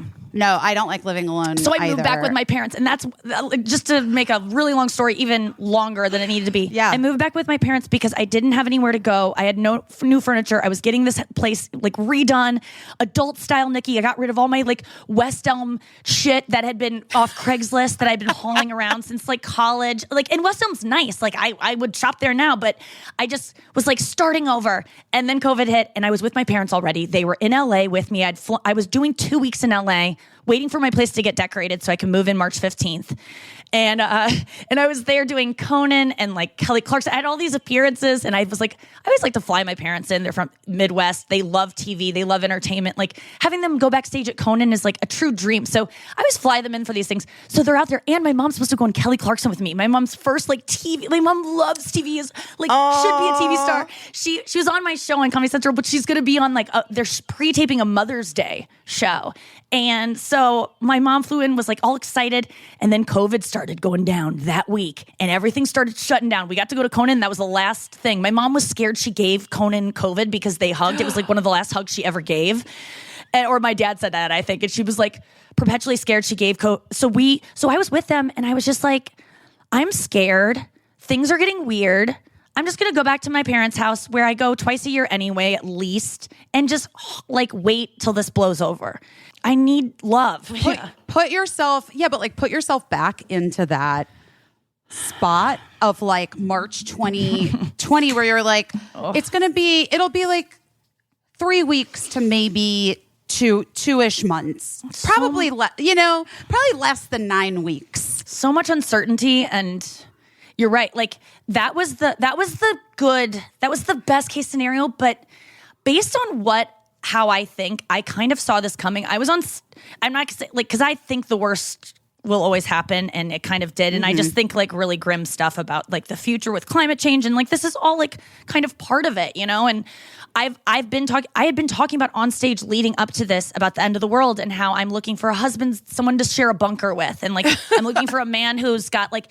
I used to say, if you can prove to me that you have 4/5, like it's a very exact 4/5 of a bunker, the blueprint's ready, like it's ready to go, like you're almost on, you're 4/5 the way done with your bunker that's going to keep us safe in the apocalypse, I'll blow you tonight. Like I will start our courtship tonight. If you can prove to me that I'm serious, because I feel the end is nigh, and I want to survive, and I cannot, as a single woman, survive. I really you need people. And I sensed that, and I was on stage. I remember being on stage, though, the last show they had at the Comedy Store. Someone posted a set list the other day, and I was like, I remember that set because I told everyone, I go, guys, this is the last time you're going to do this for a really long time. Just like, enjoy it right now. And I remember them like not like laughing in a way that I was trying to be real about it. Like, soak this in, because this might be gone for years. I mean, they were saying they weren't going to come up with a vaccine for years. We had so many freaking unknowns, and I just wanted to be with my family. Well, it's so funny. Two things. Number one, we just had this crazy birthday party for Mark's 50th birthday here. And we didn't even know if it was going to be possible like 3 months ago, basically, to have a birthday party for his 50th. But I didn't remember this. But one of our friends who flew in was like, Busy, do you remember that the week after the shutdown was our other friend Molly's birthday, and we all did like the birthday Zoom thing for her birthday, and we were all chatting, and you were the one, you were like, guys, it's gonna be a year. Get ready for it. It's gonna be a year. And she's like, and we all were like, no, it's not. You're so crazy. And I really thought you were crazy. And it was a year. Job. You know, it was a year. Then she's like, so what's next? What's gonna happen next? Oh my God. And I was like, I don't fucking know. Honestly, what do you feel? Like with the Delta variant coming back, like things are getting... Yeah, what are we doing? There's going to be there's going to be another shutdown. There's going to be another lockdown to electric lockdown. Boogaloo. I like trust you more than Fauci right now, based on how accurate you were with that prediction. I really want to know what's in store for us, Busy. My gut is that late fall shit's going to get wild. Oh God. But I actually weirdly think that the cities with the higher vaccine rates are going to fare better. So I don't think like New York is going to have suffer the same fate that it did round one. And I think that that's going to be the big the big difference. I think that the cities that have the high vaccine rates are going to do well. For New York to come back and thrive during this time and be a place where vaccinated people flock to, if that's the case, will be an interesting turn of events for a city that suffered so much and seemed like it's dead, it's never coming back. If the fact that those cities have more freedom for vaccinated people to go there, it might I feel like the whole, it's so interesting to me how politicized the vaccines became and how it means what your political ideology is. You've seen the map that's going around, right? That the map, the vaccine map matches the electoral map. Oh yeah, that so it's exactly it's the right on with exactly for him. Yes, but I have a question though about the apartment in New York because I'm a real estate bitch. Did they let you out of your lease? I paid the whole thing. So you paid for the year? Because the thing is, I could have gotten out of it, but I would have owed eventually, and it would have been a whole thing. And I had the money. I had committed to it. I like to keep my commitments. I thought of it as you know what? That's what you risk signing a lease. It's part of the deal. And so I paid for it. And then I worked with my realtor to help me find someone to sublease it the last 2 months. So it was and it was for much less. So it was just and I had just hired a new assistant a couple weeks before this all happened. And I went from, I didn't know what to tell her. She had moved to New York from Missouri to take the job. And she was living in my apartment for as long as I could have her there until I had to start showing the place. She stayed there. And it's it was mostly unfurnished. She had a bed and stuff, but I didn't have a job for her. And I was I just worked out a kind of salary for it. And I paid it. I paid it through because that's what you have to do. If I could afford it, I had to do it. And it sucked. Yeah. And I let that go immediately because if I was going to focus on that the whole time of every month, I'm paying more than I've ever paid for an apartment, almost triple more than I've ever paid for an apartment every month in a place I've never even stepped foot in except 1 week before I went there one time to find some weed in a box I had to shuffle through and be I know there's some old weed in here. I really need it this week. And so I just stayed with my parents until December. I was about to start a show on E! Which I know you've been through that thing. Yeah. I was about to start a show on E! That I didn't know what the fuck it was, and I wasn't ready to do it at all. I was going to do it, but I didn't know what it was, and I was oh my God, I have to do this show in April, and we just shot a pilot. The pilot was insane. It was fun, but it was way too long. Was it like a talk show? Yeah, it was like a talk. It was called Nikki Glaser is Obsessed, and it was just me kind of deep diving and talking about something I'm obsessed with because I have so many weird obsessions and things I just want to know as much as I can about and having fun with one topic. And the pilot was Nikki Glaser is obsessed with Taylor Swift, and I had a lot of fun with it. But I just by the way, I listened to last night's episode. Oh yeah, and just you fully singing all of the Taylor Swift lyrics in the episode, and I was first of all, is ASCAP gonna come after you? Because that is longer than 10 seconds. And secondly, I love those lyrics from Renegade. I just had to do it. It sounds you know what? I've been singing and playing music a lot, and it's becoming self-indulgent where I kind of overdo it. Sometimes people are easy. Michael Jordan, we don't want you to play baseball. Not that I compare myself to him, but it's just know what you're good at, and it's not playing music and singing, and stop doing it. But those lyrics that I sang, I was just that's why I love her. It just fucking nailed a feeling that I didn't even know I had. And as a comedian, that's stand-up comic, that's what you try to do is get people to go oh my God, I didn't even know that was a thing that other people had. And I'm not alone with that. And that's kind of what her music does for me. And sometimes I get a little intense about it, but Can I tell you something, Nikki? I actually, my older kid, Birdie, is not home. They're doing an art camp thing today. Cool. I want to get you and Birdie on a FaceTime together because Birdie can give you a run for your money. I think you have the same personality trait. So Birdie becomes completely obsessed with something and then has to know everything about that thing.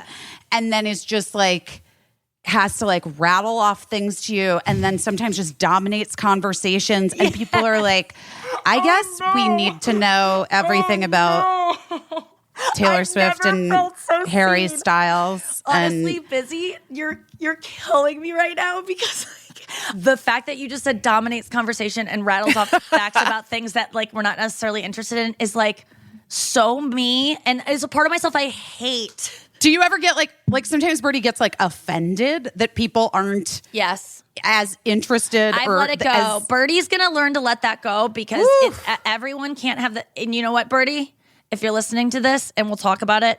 When people don't would listen to this, when people don't understand how great something is, and you know in your heart Taylor Swift's is on par with the Beatles, but you can't say that around Beatles fans, even though you yourself are a Beatles fan. Something like that. People don't get it.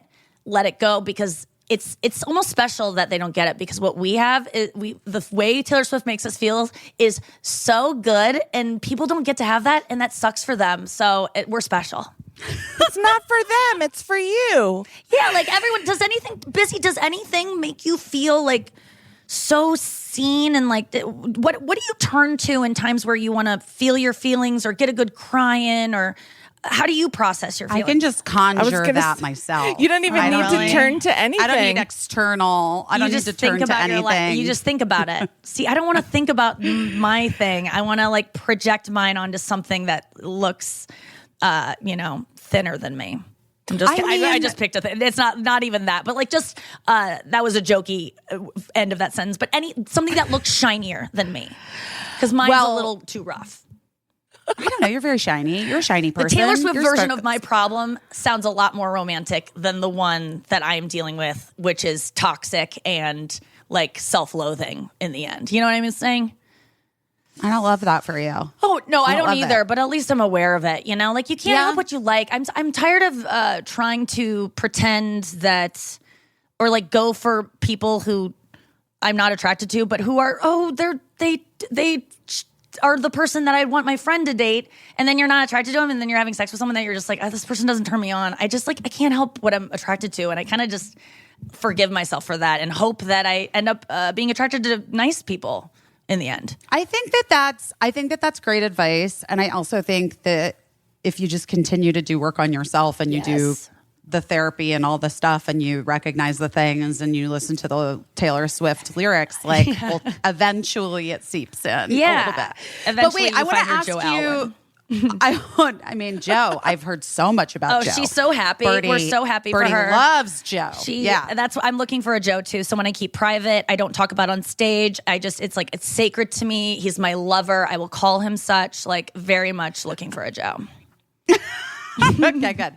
I'm going to keep that in the back of my head when I meet people. Please, if I meet anyone for you. I'm serious. I'm serious too. Okay, good. Thank you. So wait, so you were doing the show for E, the pandemic happened, and then it like... No, we were about to like do this show. I'm not kidding you. This is the first time I've ever admitted this, but I just feel like it's been... You know when there's something happening, you go, God, I wish I'll never be able to get honest about this because there's too much at stake. And then for some reason you get distance and you go, why do I not... What was the reason you weren't talking about that again? I forget whatever reasoning I didn't. But I essentially had this pilot with E called Nikki Glaser is Obsessed. I was not able to commit the time I wanted to create a show. And so when we shot the pilot, because they wanted to make this, like it was like happening fast. When we shot the pilot, I just didn't feel like I knew what the show was yet. And so I kind of like didn't do well in a way that would let them know that this wasn't ready. I didn't throw the show, but I just had a lot of fun. It was supposed to be a 20-minute show, and we went like an hour and a half or something. Like I was just like off the rails, but I was also off the rails because I was sleepless. I was in the middle of a crazy theater tour, my first theater tour. I was barely managing an eating disorder, trying to come up with new material every single night, running around town, doing spots in the city, moving, living in hotels, like having these TV appearances coming up. Like I was kind of losing my mind and you were destabilized. Yeah, I did not want to do a show. Like I didn't want to do a show. Honestly, I was going to do it and I was going to do the best job. And the people I was working with, I like would kill to work with in the future on something that I was more passionate about. I'm so glad this wasn't it because it probably would have ruined our relationship. Right. But I was really grateful for COVID. It was like there was so much of it that was like I hate being that girl that's like it was so good for me, and it's like really worked out for me. It was the universe like telling me that like I need to recommit to my yoga practice, and it's like, well, I don't think that makes it all better now, but it really I needed it. I remember begging for something to happen that would make. Did you caused COVID? You caused COVID. I really, you guys, it was me, and I do apologize. But I do remember praying, and I only recently like really started praying and like believing in that. But I do remember like being desperate enough to be like, something needs to happen because I can't do this. Like I'm gonna break, and then COVID broke me like seriously, and then thankfully I had enough time to like recover from the depression and the bullshit I went through over the summer. And then I came out like really feeling good and like having a plan to maintain feeling good for now, at least. Listen, Nikki, here's what I'll say. You may have caused COVID, but you didn't let it run rampant. You just wished for it to happen, not for it to go on and do this much damage. But yes, I do have those powers. I don't doubt it. That you have those powers. I don't know. I think we're all like a little fucking witchy in our core.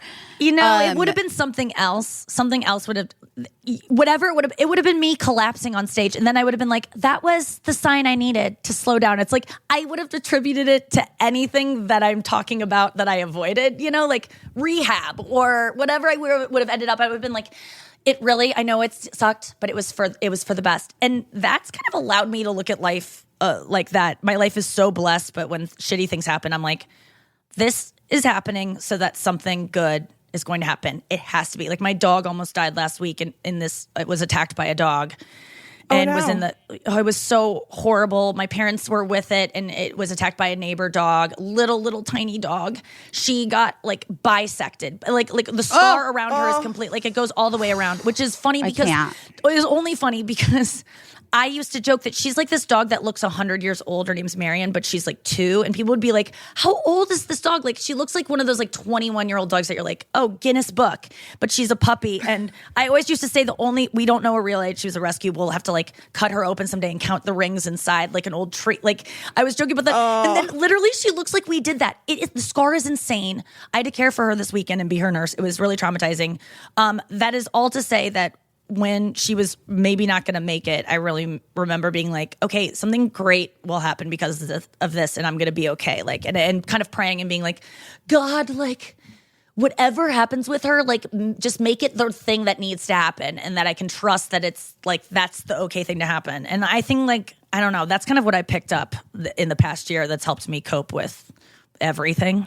Because you're a pretty spiritual person, right? Now I am. I didn't have any God fucking growing. I raised atheist, like really raised, and like Bill Maher is the God in my house. Like Sam Harris, like, you know, anti-religion. And I am anti-organized religion. I think it's mostly terrible and does bad things for the world. But spiritual, hell yes. And I just found that because I always thought that they were the same. And so I always like avoided it and had to hide it. I have a bit I'm working on about it, but this really happened. My mom walked in on me praying over the summer. Like one of my first prayers where it's like next to my bed on my knees. So embarrassing. And it really was like being caught masturbating or doing drugs. Like, it was like at that kind of moment of like, and she's like, oh, I'm so sorry. You know, like it where we didn't talk about it, you know, like, cause it was so in my house. You do not believe in God. That's for weak people. That's for stupid people. And now I do. And it's kind of like a weird divide that we don't talk about now in my house. Like I suddenly believe in God, and like it's weird. I never thought Did you have like an epiphany? What happened? My issue was my eating disorder really came to light with the COVID, because I was just like, oh, this is the reason I don't have a husband or a partner or this is the reason I'm alone. I like people, and I don't have the ideal situation of who I'd like to be around, someone who I have sex with, who loves me, who I love back. Like, I don't have that because I have an eating disorder. And it's like that became very like the reason I had to move with my parents was because I didn't have anyone else to live with. The reason I didn't have anyone else to live with is because my bed is filled with candy wrappers or like protein bar wrappers, essentially, healthy candy, because I'm binging every night. And then I'm starving all day to make up for it and running when I have any free time instead of like relaxing. And like, it was just so bad. And I always attributed it when I was doing stand-up and running around, I didn't have to look at it. Like, I didn't have time to look at it. And then all of a sudden, it was like the day was so long. And it was like, I'm only looking forward to eating in bed at night. That's the only time I feel good. And I was like, this is like so sick. Like, it's such a bad luck. And I just was like, even though it was my favorite thing in life, I had to go, no more. Done. Like, you have to like what I did with alcohol in the past, which is like, no more. You had your fun. You love it. It makes you feel great. But like, no for you. Like, it only leads you to have a bad life.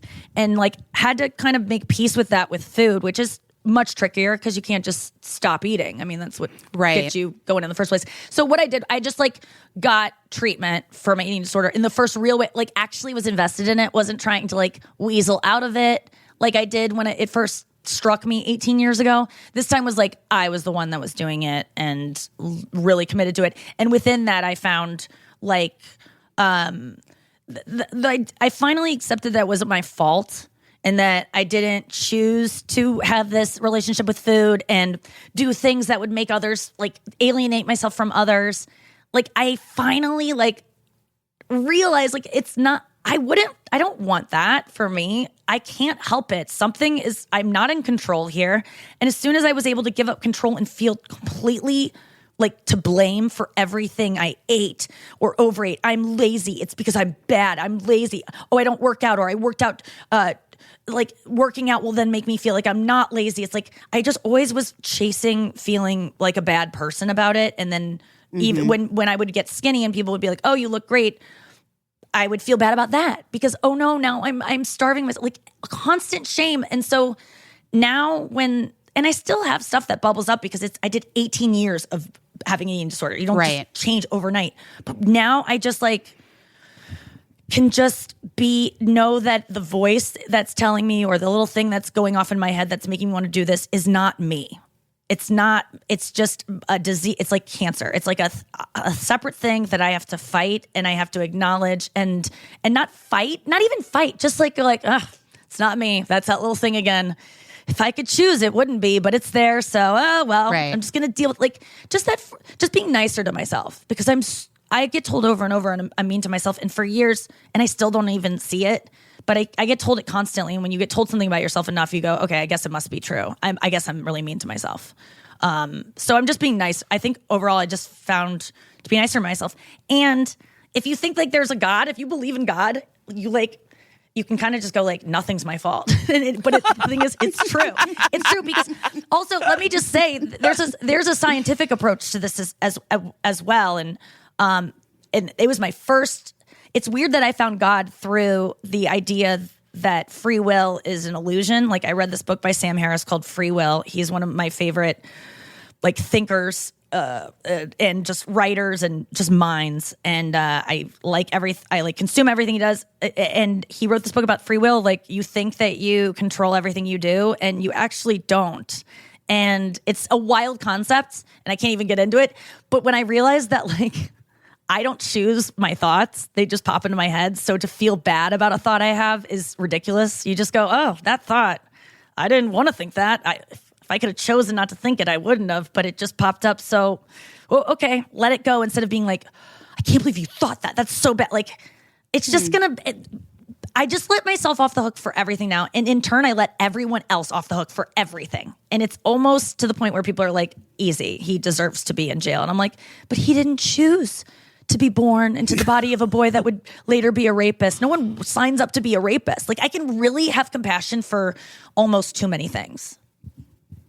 I don't know. I think that that's a valuable characteristic, that compassion and empathy and like being able to find ways to forgive people. Because I think that a lot of people hold on to a lot of fucking shit they don't need to hold on to.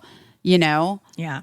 But I also think, and I think forgiving yourself is and being easier on yourself. I think that we're just, as women, whatever, we're fucking taught from a very early age, like that it's not good enough. And we have to be better in whatever way that means in that moment. Smarter, faster, thinner, funnier. And you feel like when you don't do the thing, like I always felt really bad. I was struggling with this so much there's always something you can do to be prettier. There's always something. There's always a new makeup. There's always a new treatment. There's always a new laser facial. There's a new serum. There's always something. There's always a new Pilates class, a new type of diet that you could be hotter if you wanted to be. Like there's always something. It's endless. And like, when do you tap out? When do you say like, I can't? And now I know when to tap out. When it affects, I used to just be like, I should get that laser treatment, even though like I don't have 2 days to like heal from it. But like I want to stay young because that like I was really thinking about those things and being like, God, like if you can be hotter, you should. I could be working out instead. I'm just stuffing my fucking face. I'm such an idiot. Like, oh God, I'm not as good as this girl on Instagram who she has willpower. It's like you eating on your couch, binging a show feels fucking good as long as you're not abusing yourself with it. And even if you are, forgive yourself because obviously you're going through something and that's soothing to you and that's how you cope. So feel sorry for yourself that's how you're being sad right now. Instead of going like, you fucking piece of lazy shit. Like now when I smoke too much pot, which is my indulgence now that I'm really feel shameful about. Because of the connotations. Wait, weed? You feel shame about weed? God. So you don't drink anymore at all? No, I don't drink. I haven't drank for I'm coming up on 10 years in December. Oh, really? Yeah. Oh, yeah. That's a long time. Yeah, but it's brought other things up. Like eating disorder was like very scary. That was the one I would have kept forever. And now I'm like, caffeine and phone addiction are probably going to be around forever for me. Pot is on its way out and I struggle with it. But even with pot, I'm like, dude, I'm only smoking pot so I feel better. I'm only doing it so I'm a better person for the people around me. I really am. Like, I'm trying my best. And so I'm not going to feel guilty about something that's soothing me. Even if it is like, I don't want to feel my feelings, I'm smoking pot.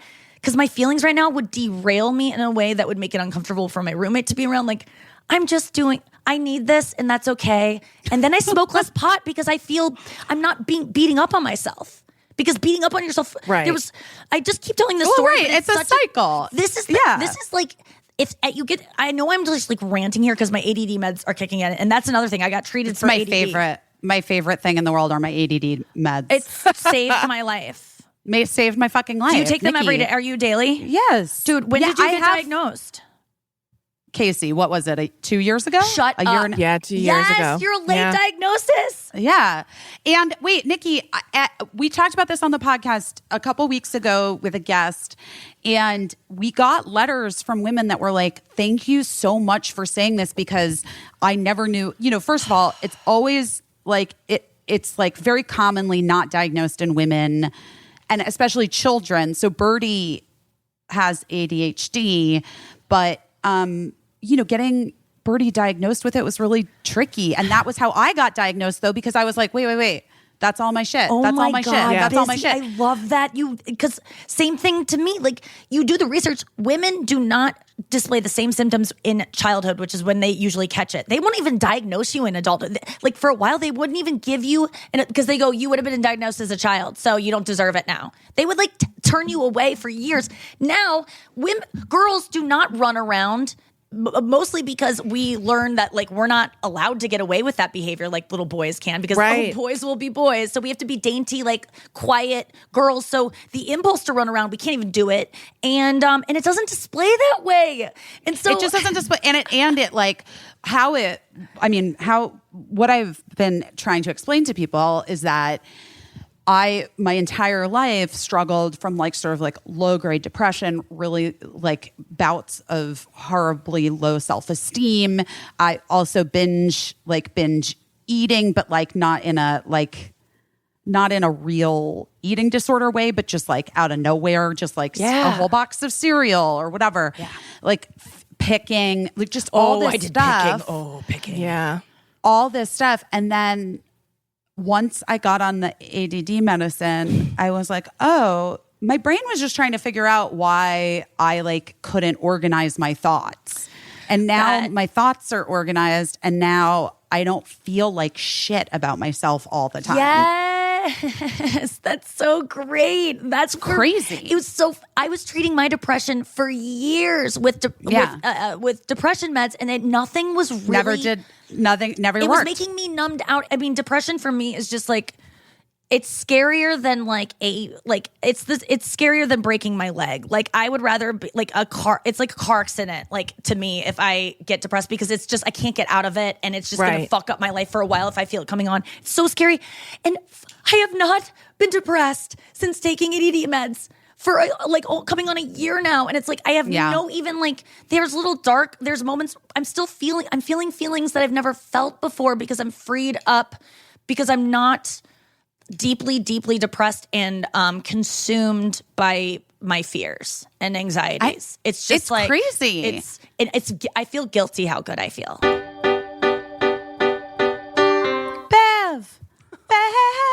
Bev. You know Bev. Guys, we've talked about Bev. You've tried Bev by now, right? Are you on board with Bev? Yes. Bev is our friend. We love Bev. Bev, another female founded and run company, which we love. We love supporting. We love that Bev was founded to sort of change the way that a product is consumed and also the way an entire industry and culture have operated for generations. It is a canned wine brand that is delicious. They have 4 varietals: Rosé, Sauv Blanc, Pinot Gris, and Pinot Noir. Their wines are dry and crisp and a little fizzy and super refreshing and delicious. They have 0 sugar, 3 carbs, 100 calories if you're into knowing those stats. Bev makes it easy to have a glass of wine and not overindulge. It's great because, you don't open a whole bottle of wine and then feel like, well, I think I could just have a little bit more. Just have your little can, and then you just have your can of Bev, and then it's all good. Then you're happy, you're happy. It's rosé season. Everybody's talking about rosé all day, I feel like. And Bev has a rosé option that is really refreshing and delicious. It's honestly one of my faves. Yeah. It's each can is a glass and a half of wine, and a 24 pack is equal to 8 bottles of wine. That's a lot. That's a party. But their 4 packs are great for gifting or hosting or just like hanging out. And Bev ships straight to your door, and shipping is always free. Guys, we love it. If you haven't tried it yet, I really encourage you to. We've worked out an exclusive deal for the Busy Phillips is Doing Your Best podcast listeners. Receive 20% off your first purchase plus free shipping on all orders. We suggest trying their best-selling Ladies Night Variety Pack so that you can try all of the delicious varietals.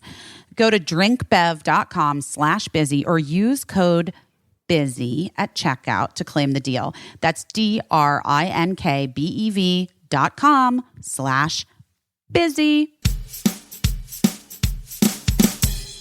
Wondrium, Wondrium, Wondrium, Wondrium, Wondrium, Wondrium. That's Wondrium, good. Wondrium. I think that one's really good. It has a very mid-century feel. I love it. Because you know what? Learning never goes out of style. No, you're right. It's classic. Yeah. And there's no better feeling than learning something new. Listen, a spark of curiosity, thrill of a new discovery. This is why we love Wondrium. Wondrium. Wondrium. Wondrium has thousands of hours of content from brands like the great courses, including programs created in partnership with National Geographic. We know who they are. Smithsonian, that's a real thing. The History Channel, Culinary Institute of America, and many, many, many more. I love it. I like learning new stuff. Yeah. It's like, in case you're not familiar with Wondrium, it's like a video and audio streaming experience that's just created to help you continue learning. And some of the stuff is really mind-blowing. They also have amazing collections from Kino Lorber, Magellan TV, and Craftsy, which are those are deep cuts. You can learn some real stuff on there. So many people are making bread last year They have the complete guide to baking bread. Yes. The chefs in the course share so many awesome tips for home bread baking, making and caring for a sourdough starter. Wow. There's also knitting 101. Being able to knit is very cool. And the program goes through everything you need to know to get it started. It's so much easier to learn with visual step-by-step instruction. That is a fact. Yeah. A fact. Plus, there's like award-winning documentaries about like very serious topics, and some of them are available only to stream through Wondrium. I'm very into documentaries. You know, I love them. Yes. Anyway, guys, trust us. Your brain is going to love this place. Sign up now through our special URL to get our amazing offer, a 14-day free trial of unlimited access. Go now to Wondrium.com/best. I'm going to spell it for you.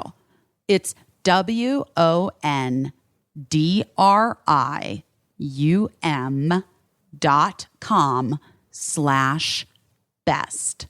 Wondrium.com/best. Wondrium. Wondrium, Wondrium, Wondrium.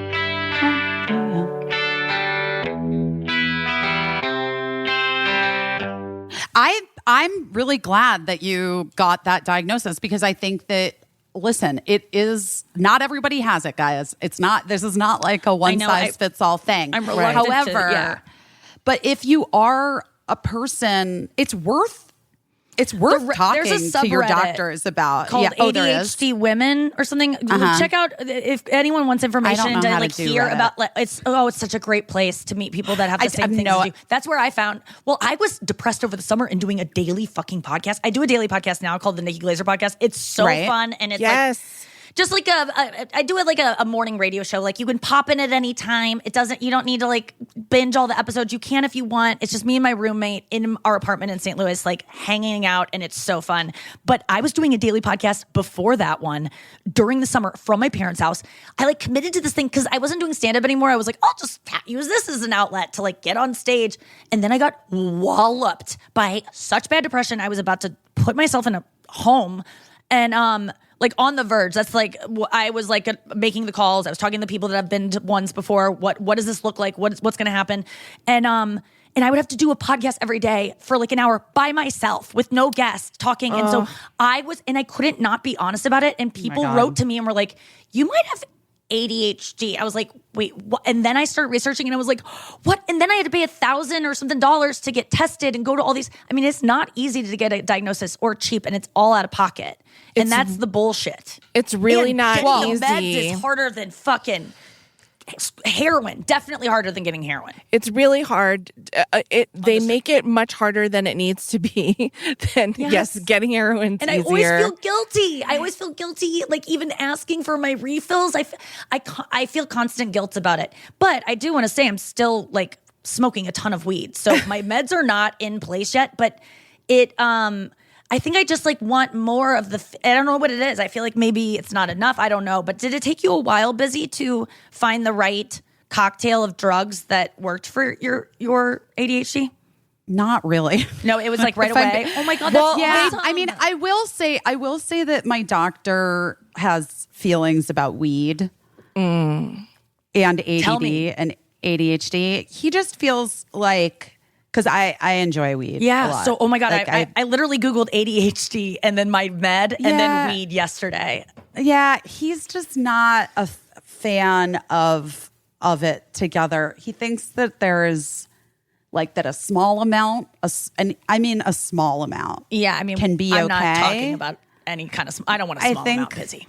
Yeah, I know. I get it, and like I think that it might be interfering. Like probably. interfering. I mean, I'm not a doctor, I want to but know like if it's like deadly or if it's like could no. lead to No, it's like not. brain No, it's not damage or deadly. something. Okay, No. It just might think no more so. than okay, good. Probably just interfering I know, with but I think it's interfering. I think it interferes with your mood. yeah, it makes me so much happier instantly. My roommate today on our podcast, I go, I'm really struggling with the weed thing, and I go, you see me smoke and like how I am before and after, and he's like, I struggle with it because I want to quit because it's just not good for my voice, and you're inhaling smoke. Like I need to smoke it. I don't like vaping it. Vaping makes it just like too easy, and I can get away with it. I like to be like stinky and like look like a crackhead, so I'm accountable. Sure. Yeah. And he sees me and I go, what? Will you just be honest with me? Is it like a bad vibe? Like, what do you get? He's like, you're nicer and you're just like more forgiving and like open and like more, just better. And I'm like, okay, then what is the issue here? What am I beating myself up about? I understand like inhaling smoke isn't good and I should, but I'm going to let it slide for now. But Nikki, I think that it's not the during. I think it's the after. Oh, it's causing the feeling that I need to smoke. It causes like a lower low. Oh, it's not the high. It's that after the high, your emotional swing goes lower than it would if you just were not smoking at all. Okay. No, you're not wrong. I gotta take some time off and feel the effects of it being off. Like I've gone months before and I didn't really like document it. And this time I'm gonna like journal through that just to see what it does. But what about orgasms? I mean, I honestly feel like orgasms, and I've read a book about how they fuck up the female brain so much because they shoot off these hormones and chemicals that like are like doing a whippet, and we're all being encouraged to do this multiple times a day, have as many as you want. That's good, but like you would never want someone to do what the whippet does to your brain. You wouldn't encourage someone to do that over and over and over and over, and it leads to. I did that once when I was doing mushrooms. Yeah. In Sedona, I did a whippet, just a case of whippets. I did like over and over and over. Do you and over feel like again. they're orgasms, like the same kind? Is that a good? Because I've never done a whippet. No. Would you? What kind of? No. Okay, if you've done enough drugs, what would you compare like the feeling of an orgasm? I haven't done drugs to? Since I was like a teenager, though. But okay, I mean, but other than weed. But do you think orgasms were like? I'm trying to compare it to some kind of brain event that is stimulated by a drug, because orgasms are drugs. That's why I get addicted to them. I'm like, it's like serotonin releases. Yeah. What happens when you have an orgasm? I don't know. I don't know. There's lots of stuff going on, but it can lead to depression days later and anxiety and the clinginess that like we have. Like sex for me, I've actually had to quit. Is it like E? Like is it or Molly? I guess the kids call it Molly. Yes. It puts holes in your brain is what they told us. Is it like maybe 2000s. Maybe it's like it could E be. or Molly, where like you have that euphoric feeling, and then a couple days later, when it like fully leaves your body, you're like crying hysterically. Okay, that's good, and no one's connecting the two. So there's this book that Whitney Cummings told me about called Cupid's Poisoned Arrow, and it's about the male orgasm and the female orgasm. The male orgasm legit makes men like want to leave you, because back when we were all in tribes and shit, a guy would come and then his body would be like, don't come in this girl again, because you can't get something pregnant twice. Like that's a waste of your cum, and we need to make a lot of babies because babies die like crazy. So like for the tribe to survive, you got to make as many. So like literally a guy's change of behavior after they come towards the person that they were just so into, there's always like a chilliness afterwards that like there's a slight chill in the room. And sometimes guys are assholes and there's a huge shift. I've been with a lot of guys that flipped so drastically that it really scared me and has honestly made me terrified of the male orgasm even before I read this. But it honestly, their biology makes them not interested in you anymore, to encourage them to go fuck something else. And then women get clingy. We've developed that evolution, we've developed clinginess because it makes them want to run. So we also want more babies, so that we do a thing that we think is like trying to keep them there, but it's really been made biologically for us to get them going, to go like fuck our cousin in the fucking tent next to us or whatever in the tribe. It's wild. This is all super interesting. Can it not be solved by just not letting guys come inside you? It can be solved. So this woman presents a thing that can happen. Because also that's a real mess anyway. Like I prefer it outside. Honestly, you're so right. You forget about it sometimes, and then later on, it's a whole thing. Yeah, it's disgusting. Yes, I prefer just swallowing, because it literally, you can just go back to sleep. Like you don't have to, he can get you a drink of water. Like you don't even have to get up. I really do that just for like not the mess. But pretty much if you don't let a guy like in you, pretty much, they'll always want you. Like that, so they can come outside you. It's best to like not let them come at all. This woman presents having a marriage where she never lets her man come and he comes elsewhere. It's true. Like this woman presents a whole plan of like how you can keep your sex life as hot as it was. Like Pete Davidson, Ariana Grande, Megan Fox, Machine Gun Kelly levels of like, I want your fucking blood in my like on a vial around my neck. That kind of passion you can keep if you just never let the guy come. I feel like you're gonna cross into Army Hammer territory if you're not careful. Well, that he's a just blatant rapist. If you, he is so beyond. Everyone just says like, oh, he's a cannibal. He said the cannibal tweets. I looked into it. That dude, like, you got to watch his ex-girlfriend talking about how he broke up with her. People don't know this, and I like to just, anytime Ariana Hammer comes up, I turn into Birdie and myself, and I need to inform everyone do the deep of what dive. the truth is about. Yeah. Because I feel like a lot of these times when men are accused of these things, it becomes like, Matt Lauer, the button on his desk. And it becomes that's how they're known. And then like Armie Hammer, everyone, myself included, was just like, oh, he had texts and tweets about, or texts and DMs about wanting to eat women. And it was gross and weird. But I honestly don't kink shame. And I've said things in bed or in the heat of the moment that I don't actually want to do. Yeah. Like, I hope to God the things I've said do not come true. Like, that would really scare me, honestly. Yeah. So I allow for that, even if it was weird and it was like not my cup of tea. Then you hear about like he branded a girl, his girlfriend. Right. That came out. He had tied her up. They had a relationship where they did engage in a lot of BDSM sex, and he tied her up and he branded her. And she, at the time, she said she was, consenting to being tied up, did not want the brand, didn't say anything in the moment because she was in this abusive kind of coercive relationship where she was just trying to sexually please him. And here's where I go, okay, maybe that was a BDSM misunderstanding where he had no right to do that. And if he didn't have explicit consent, then, he was awful already. Like that story already should make you go, no good on him. Let's maybe not hear from him until he gets help and has proven to us that he realizes what he's done. That's what I ask for these guys. And then I go, okay, then go work again. I might not consume it, but as long as you're accountable and you know what you've done and you've done the work and you like show that you want to change and you address what you did in your art, don't act like you didn't do it.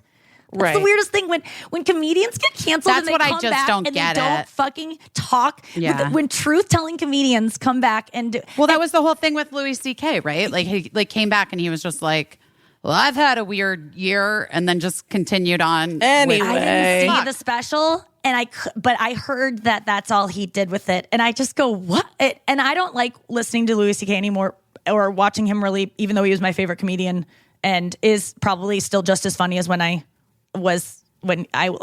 could watch him. He's still probably my favorite comedian. I'll still say that. But I don't enjoy him anymore because part of me liking him was trusting him. Right. And I don't trust him anymore. I totally understand because you're getting on stage and part of the deal is that you're telling us true things, whether or not they are, but like the best comedians are, let's be real.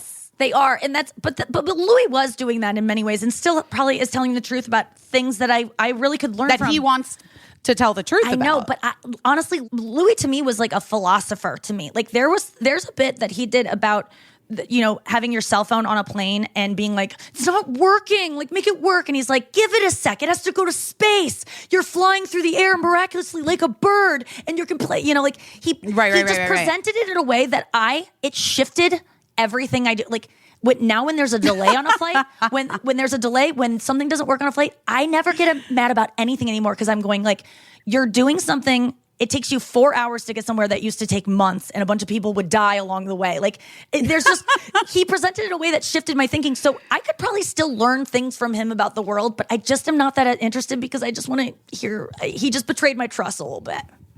Yeah. Yeah, it's interesting. He also has that bit where he talks about how when you're in real life and you bump into someone, how different it is from when you like almost bump into someone in traffic, your reaction. Because when it's in traffic, you feel totally comfortable to be like, oh my God, you piece of shit. And like you scream at that person. Whereas like if you almost bumped into someone like just walking, you would never be like, oh my God, you piece of shit. You almost ran into me. But then I'm like, that shifted my thinking when all of this happened, because I was like, his feelings are hurt in traffic because of how someone reacts to almost bumping into him, but then didn't worry at all about the way that he really bumped very hard into these women's lives. You know what I mean? Wow. Yes, you can't enjoy that joke premise anymore, the one that you used to, because it is built upon the fact that he's being annoyed at something that is so minor and you're so right. And I have so much more to say on it in terms of like, when someone is sorry, I know. Yeah. I can forgive fucking anyone. I swear to God, I can forgive anything. Listen, you said it like 20 minutes ago. You were like, I have all this. I am able to find compassion for people that maybe shouldn't even have compassion. And I have compassion for Louis. If he is someone that can never get to a place where he realizes the harm he had done and makes it right and truly does that, which I don't even know if he has. Maybe in private he did. I don't know. But if he can't do that, I have compassion that his brain is one that can't feel that feeling, because it feels really good to realize when you've hurt someone and realize, oh my God, I don't want to do that again. And because I know that I did this one time and I learned, or many times, and I learned of how awful that made someone else feel, I will now go forward and never do that thing that I didn't know caused so much pain again. Right? Like that's, right. I'm sad that he can't learn that, because that's a good feeling. I'm sure he's not going to do it again, but I you know what I'm saying? Like admitting you were wrong and then apologizing in a sincere way and actually going to that place where you're like, oh God, I'm a bad person. I might be a bad person. Okay, how was I a bad person? How did I make people feel because I was being selfish? Ooh, that's not good. Let's not do that anymore. Let's work on it. Like when you get past it, I truly believe you can get past that if you have enough accountability. And it doesn't mean that what you did is excusable. But I can forgive you, and maybe I could hear the music you put out or the stuff you write if you get to that kind of place again. And I'm saying that to any kind of artist. Yeah, it's so interesting, Nikki, to hear all that you're saying, because I think you have such good arguments for showing compassion to people, because I think that is like a huge issue that we're facing now. Like, and you have to do what you're ready for. You have to give the amount of compassion that you're ready for. But I think that is an issue, is that a lot of people just aren't giving any type of compassion to anyone. But you, I think, are like, you're very evolved on this like compassion concept. It's all no free will. When I read the book Free Will, which except is very not short, to yourself. Not to yourself. Thank you. Oh, that's where you're getting. You know what? But I am finally, and that's why it's working. But you are. That's why my life is working, is because I had to learn how to be empathetic. I didn't know about empathy. I wasn't raised by parents that have empathy, because they were raised by parents that didn't have empathy. I want to propose something to you too, Nikki. I've been dying for anyone to propose to me, so this will be a first. My love. First of all, I am a deeply empathetic and feeling person. I would say that that's a fair thing to say about myself, Caissie, wouldn't you? Yes. My child does not have natural empathy. Is this Birdie? So oh my God. You guys are literally the same. I can't believe this. So even if you're maybe your parents aren't empathetic people, and maybe they have their own traumas, and we all have our own traumas. It's not and always blah, blah, blah. what your parents are, right? I think there's a real nature versus nurture thing here with empathy, because I see it with other children. You see it on playgrounds and stuff. Sometimes empathy really has to be like drilled into kids. So does. And teenagers and adults. You're like sometimes so right. people just can't. access it. It's easy to say to pull the parents card. Oh, you do this because your mom did this, and you're so right. So much of it is what's going on in your brain. And I would even go as far, when you blame someone's parents for their behavior, you're kind of like, it's not their fault, it's their parents. But when you blame someone's brain, it's also not your fault. You didn't choose to have the brain that makes it so you can't show empathy. And I didn't. So my parents might have the same brain as me because I now that I have empathy, I see the lack of it there. And so I do think it wasn't presented to me to even grasp, but also I have the birdie brain of like, I just don't think to do it because I just didn't know the difference between looking at a homeless person and being like, oh my God, I would hate to be homeless because like I love my apartment and I love my friends and like and I'd be dirty. I never thought about it like, wow, that one, or looking at the person. I'm saying in the sympathy part, but that, you know what? Actually, that wouldn't be me because I wouldn't be sitting right there because that's like a puddle she's sitting in. Like I wouldn't do that, and I also would never do heroin because like I just don't like that. That would never be my drug. Like you put yourself homeless, but then you put all this stuff on it that is your experience. Meanwhile, that woman was born into a body that ended up like she didn't choose any of the shit that led her to where she was, and like you got to experience their experience. And I didn't even know that. I didn't know that was like walking in someone's shoes was not. It was like walking in through their whole life. And now that's what I did for Trump supporters. I was so fucking angry last year at Trump support. It was part of my depression was like the anger I felt towards people who didn't fucking get it and feeling like everyone around me is brainwashed. Like people I can't even talk to anymore because I just resent that they would ever think this person had any good intention for them or anyone they love in their mind. Like, how could you? Just such like incredulous anger. And then I was like, oh my God, if I was born that woman and lived her same life and had the same parents, went through the same, I would be too. There's nothing that I wouldn't do anything differently. She didn't help any of that. So now I guess, of course, I'm going to feel lucky that I was born into a person who doesn't like Trump's body, but I do feel blessed. But of course, someone who doesn't like Trump would say that. But I just look at my life and I just go, it's pure fucking luck that I ended up with all the things. And it actually is luck that I ended up with ADD that wasn't treated for a while, even though I go, Mom and Dad, why didn't you see it? Why didn't you ask me about my feelings more? Mom, why didn't you touch me more? And I go, I'm so glad you fucking didn't because I'm making so much money just being honest and it's so fucking easy. And you're going to live in a sweet ass nursing home someday because your daughter found some way to take what you didn't give her and spin it into money that I don't deserve. I don't work as hard as, I work hard, but I'm so fucking lucky and lucky for all the bad stuff and the good stuff, and I have to keep like thinking of things that way. Wait, Nikki, how old are you? 37. 37. What do you think about baby. that? Like, what does that feel to you? Baby. Like when you hear that? How old are you? May I ask? I just turned 42. God damn it, you're so fucking beautiful. Oh, that's you really look nice. like, and by the way, 42 is like, I don't care anymore. Like that doesn't. I ask women like trepidatiously about their age, but like. Everything looks I don't hot give now, a fuck and I could tell about you, my age. Yeah, it's like I don't care. When you turned 40, was that like was that a moment? No, Yes, I threw myself good. a wedding. I was like really excited about like, even though I'm married, but I threw myself my own wedding. I just, because I wanted my own like celebration of just myself. Oh my God. Wait a second. Yeah. Oh my God. love Like that in girl. Cabo, like at the Montage in Cabo, like a my full God. fucking wedding. Nikki, come on. Cannot believe you. Yeah. It was super this fun. Post ADD meds or pre? This was right around the time Post. that you were. This was post. It was just post though. Yeah. Oh my God. Because didn't I start the ADD medicine like while we were doing Busy Tonight? Yes, and there was a lot of like, I can't remember if I took my medicine, and then we had to. Yeah. And you just like And wait for an hour and you go, am I not feeling like- great or am I feeling the same? Yeah.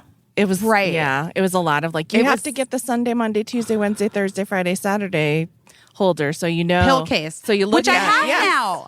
Oh, that's So then you're good. like, Which I have now. I know Those today are is so Monday, and helpful. Monday's missing, so I know I took it.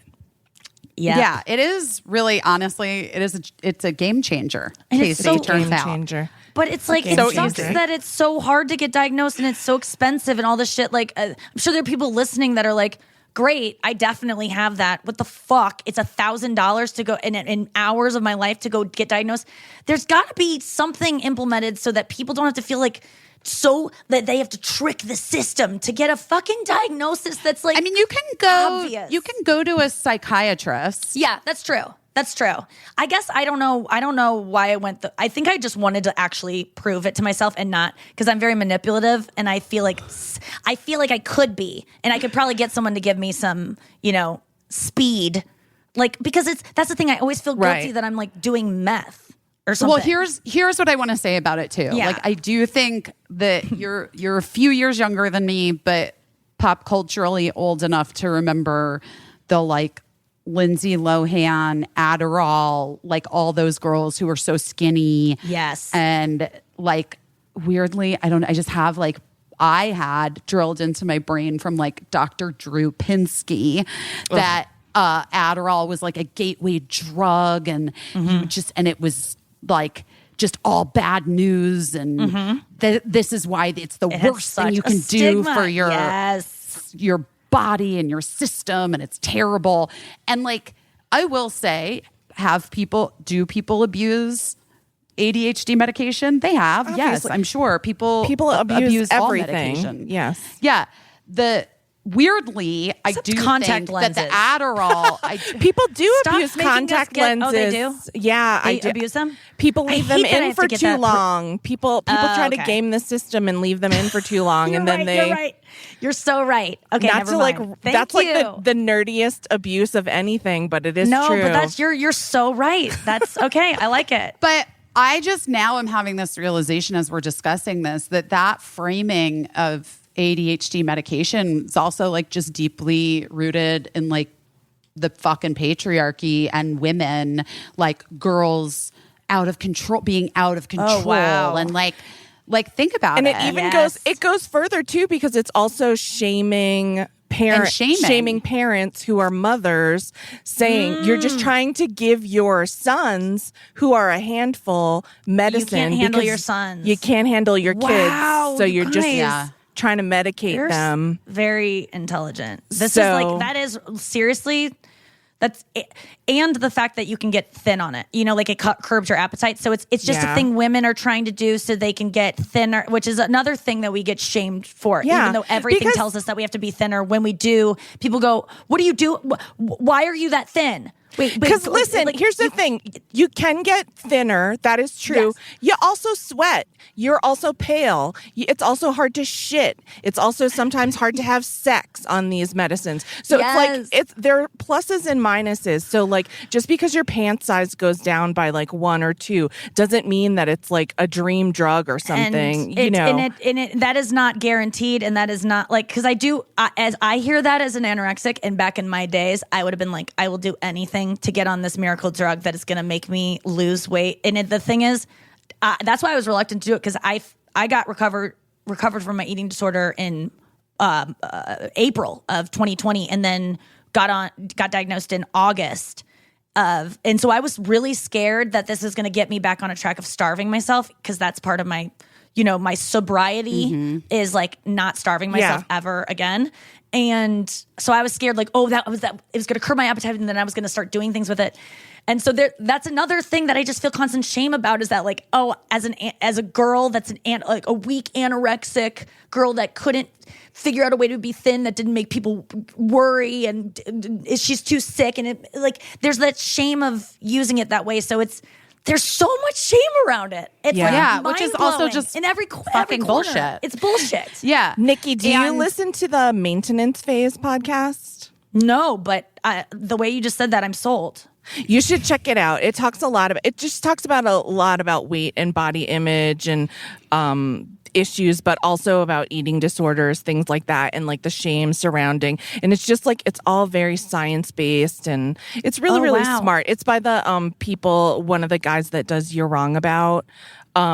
which is like explaining like things that we thought we knew about. I've heard of like, that. So, Okay. which seems like it's right up your alley because you love to do like a deep dive on things. Yes. So, but maintenance phase is really good. And because, like I'm kind of like on the other end of the spectrum, I'm sure that like I probably continue to like practice disordered eating at times, and I think probably everywhere. Probably most women do. I would think. I'd be shocked to find out that I am like, I feel in a I'm in like I'm with my disordered eating, like my eating disorder, like I am in a group of like the coolest people that all like are bulimics, overeat, bingers, like exercise bulimics, people who exercise addicts. Like I'm in a collective group of all these people who have disease disorder, and we're like the coolest people, but there is a way to live where you don't have to deal with that anymore. And it's like, you just have to get desperate enough and like look at your life and be like, I don't like this. And this is like hurting me. It's only leading me to be right. Like, you just have to be done with it. Like, I had to be done with drink. I had to hit a bottom with drinking, which is just like, I felt like I was dying and like shivering in my shower in a ball. And I was like, okay, I'm done. Like, I can't do this anymore. You have to have like, your bottom might be like fucking shallower than other people's. But for me, I hit a bottom with my eating disorder. And being anorexic, I really relate. I feel like an obese person too. And I don't feel like, but I have, I think as much as I could never know that experience, I know it because I was walking around as someone that looked like I was so thin at my worst when I first got it that I was whispered about constantly, made fun of. People were just disgusted by me, thought that everything that I was choosing to do that I was just like it just walking around alarming people, inconveniencing people worried about you, people just like commenting on you, whispering, all the looks, you see it all. And I remember being told that my eating disorder could flip the other way and turn to binging. And I just was like, there's no fucking way. Like as an anorexic, when I was like 18, I was like, we're the best because we don't throw up. We don't like, we're not fat or what, like all those things. But this bitch was so right because I went to binge eating. I could be anywhere along the spectrum if my disease wants to take me there. And it has. I was bulimic for a really long time until it started giving me mouth acne that I just couldn't deal with anymore. Like that was my bottom for throwing up. So I go, okay, no more throwing up. Done with that. Then I started exercising to get all the binge off. That I would be bulimic in that way. Then I got injured. Okay, well that's out. I can't do that anymore. Okay, now I'm gonna go back to now I'm just gonna starve all day and binge at night and starve away. Like it would have eventually just led to me like being every kind of spectrum of the eating disorder. And so it's just like I feel like women along any kind of if you relate to any of those things, we're all in the same fucking boat. And we should all be like helping each other out and talking honestly about it and like accepting that none of us want to be, maybe if you don't like your body, you're not wanting to be in that body. Like you don't get up every morning and go, I'm going to put on, like if you could choose, you would just snap your fingers and maybe have another body. Okay. Like you would. So let yourself off the hook for the fact that you didn't really, you're just trying your fucking best and this is what you got and just fucking do your day with what you have and maybe someday it'll be what you want it to be but today it's not and fucking just accept it. This is all you got. Like there's all these platitudes that come along but I finally have body acceptance. I don't know if it's and of course I can say that as a thin woman and like that's easier for me to say but I've seen fluctuations in my weight over the year that I finally feel okay about aging and like getting like bigger in different areas, which I never thought I'd be okay with. And I have been okay with it. And there's been moments where I've been depressed because I saw cellulite on my leg or something so stupid. And I catch it 5 minutes later because I'm like, why am I in a bad mood? Oh, because I saw cellulite on my leg. Like, I didn't want that I didn't put it there. I didn't leave the house to go to Target and go, I'm going to put that cellulite there. Like, it's not like making anyone puke anywhere. Like who cares? Just like be in a good mood again when you first walked into this Target before you saw your dumb cellulite. Like, I'm finally there and I don't know. I was in a mad dash to get to a place where I liked myself before I really started aging. And now I'm fucking ready. Like, bring on Frances McDormand. Frances McDormand does not look in the mirror in the morning and go, oh, I'm so old. Like, maybe she does sometimes when she's like a little drunk and just trying to be funny. But I don't think that woman walks around. We all fucking love her. We don't question how gorgeous she is. She wears no makeup. She's just herself. And like, I just was like, I kind of am just like, be Frances McDormand. Like, just like actually like yourself, like accept yourself. You don't even have to like it. Sometimes I look like a legit dude. Like I look like I always say I look like a yoga instructor named Jesper. Like I look like a feminine dude, and I don't, it's okay if I look like a dude. I don't want to though. You know, like that's not, I'm trying to find a husband that's like a hetero guy, a straight guy. So like, that's not my intention. But sometimes I go, you look like a fucking dude. And I just laugh and I'm like, well, you're a dude right now. But tomorrow you'll be cute again. Like, who cares? You're not going to be a dude forever. You just like this combo of this outfit, and you slept on your face weird last night. You ate too much salt last night. You didn't drink enough water. You look, just everything's conspiring to make you look like a dude, and it's funny, and just go on your day, and maybe tomorrow you won't.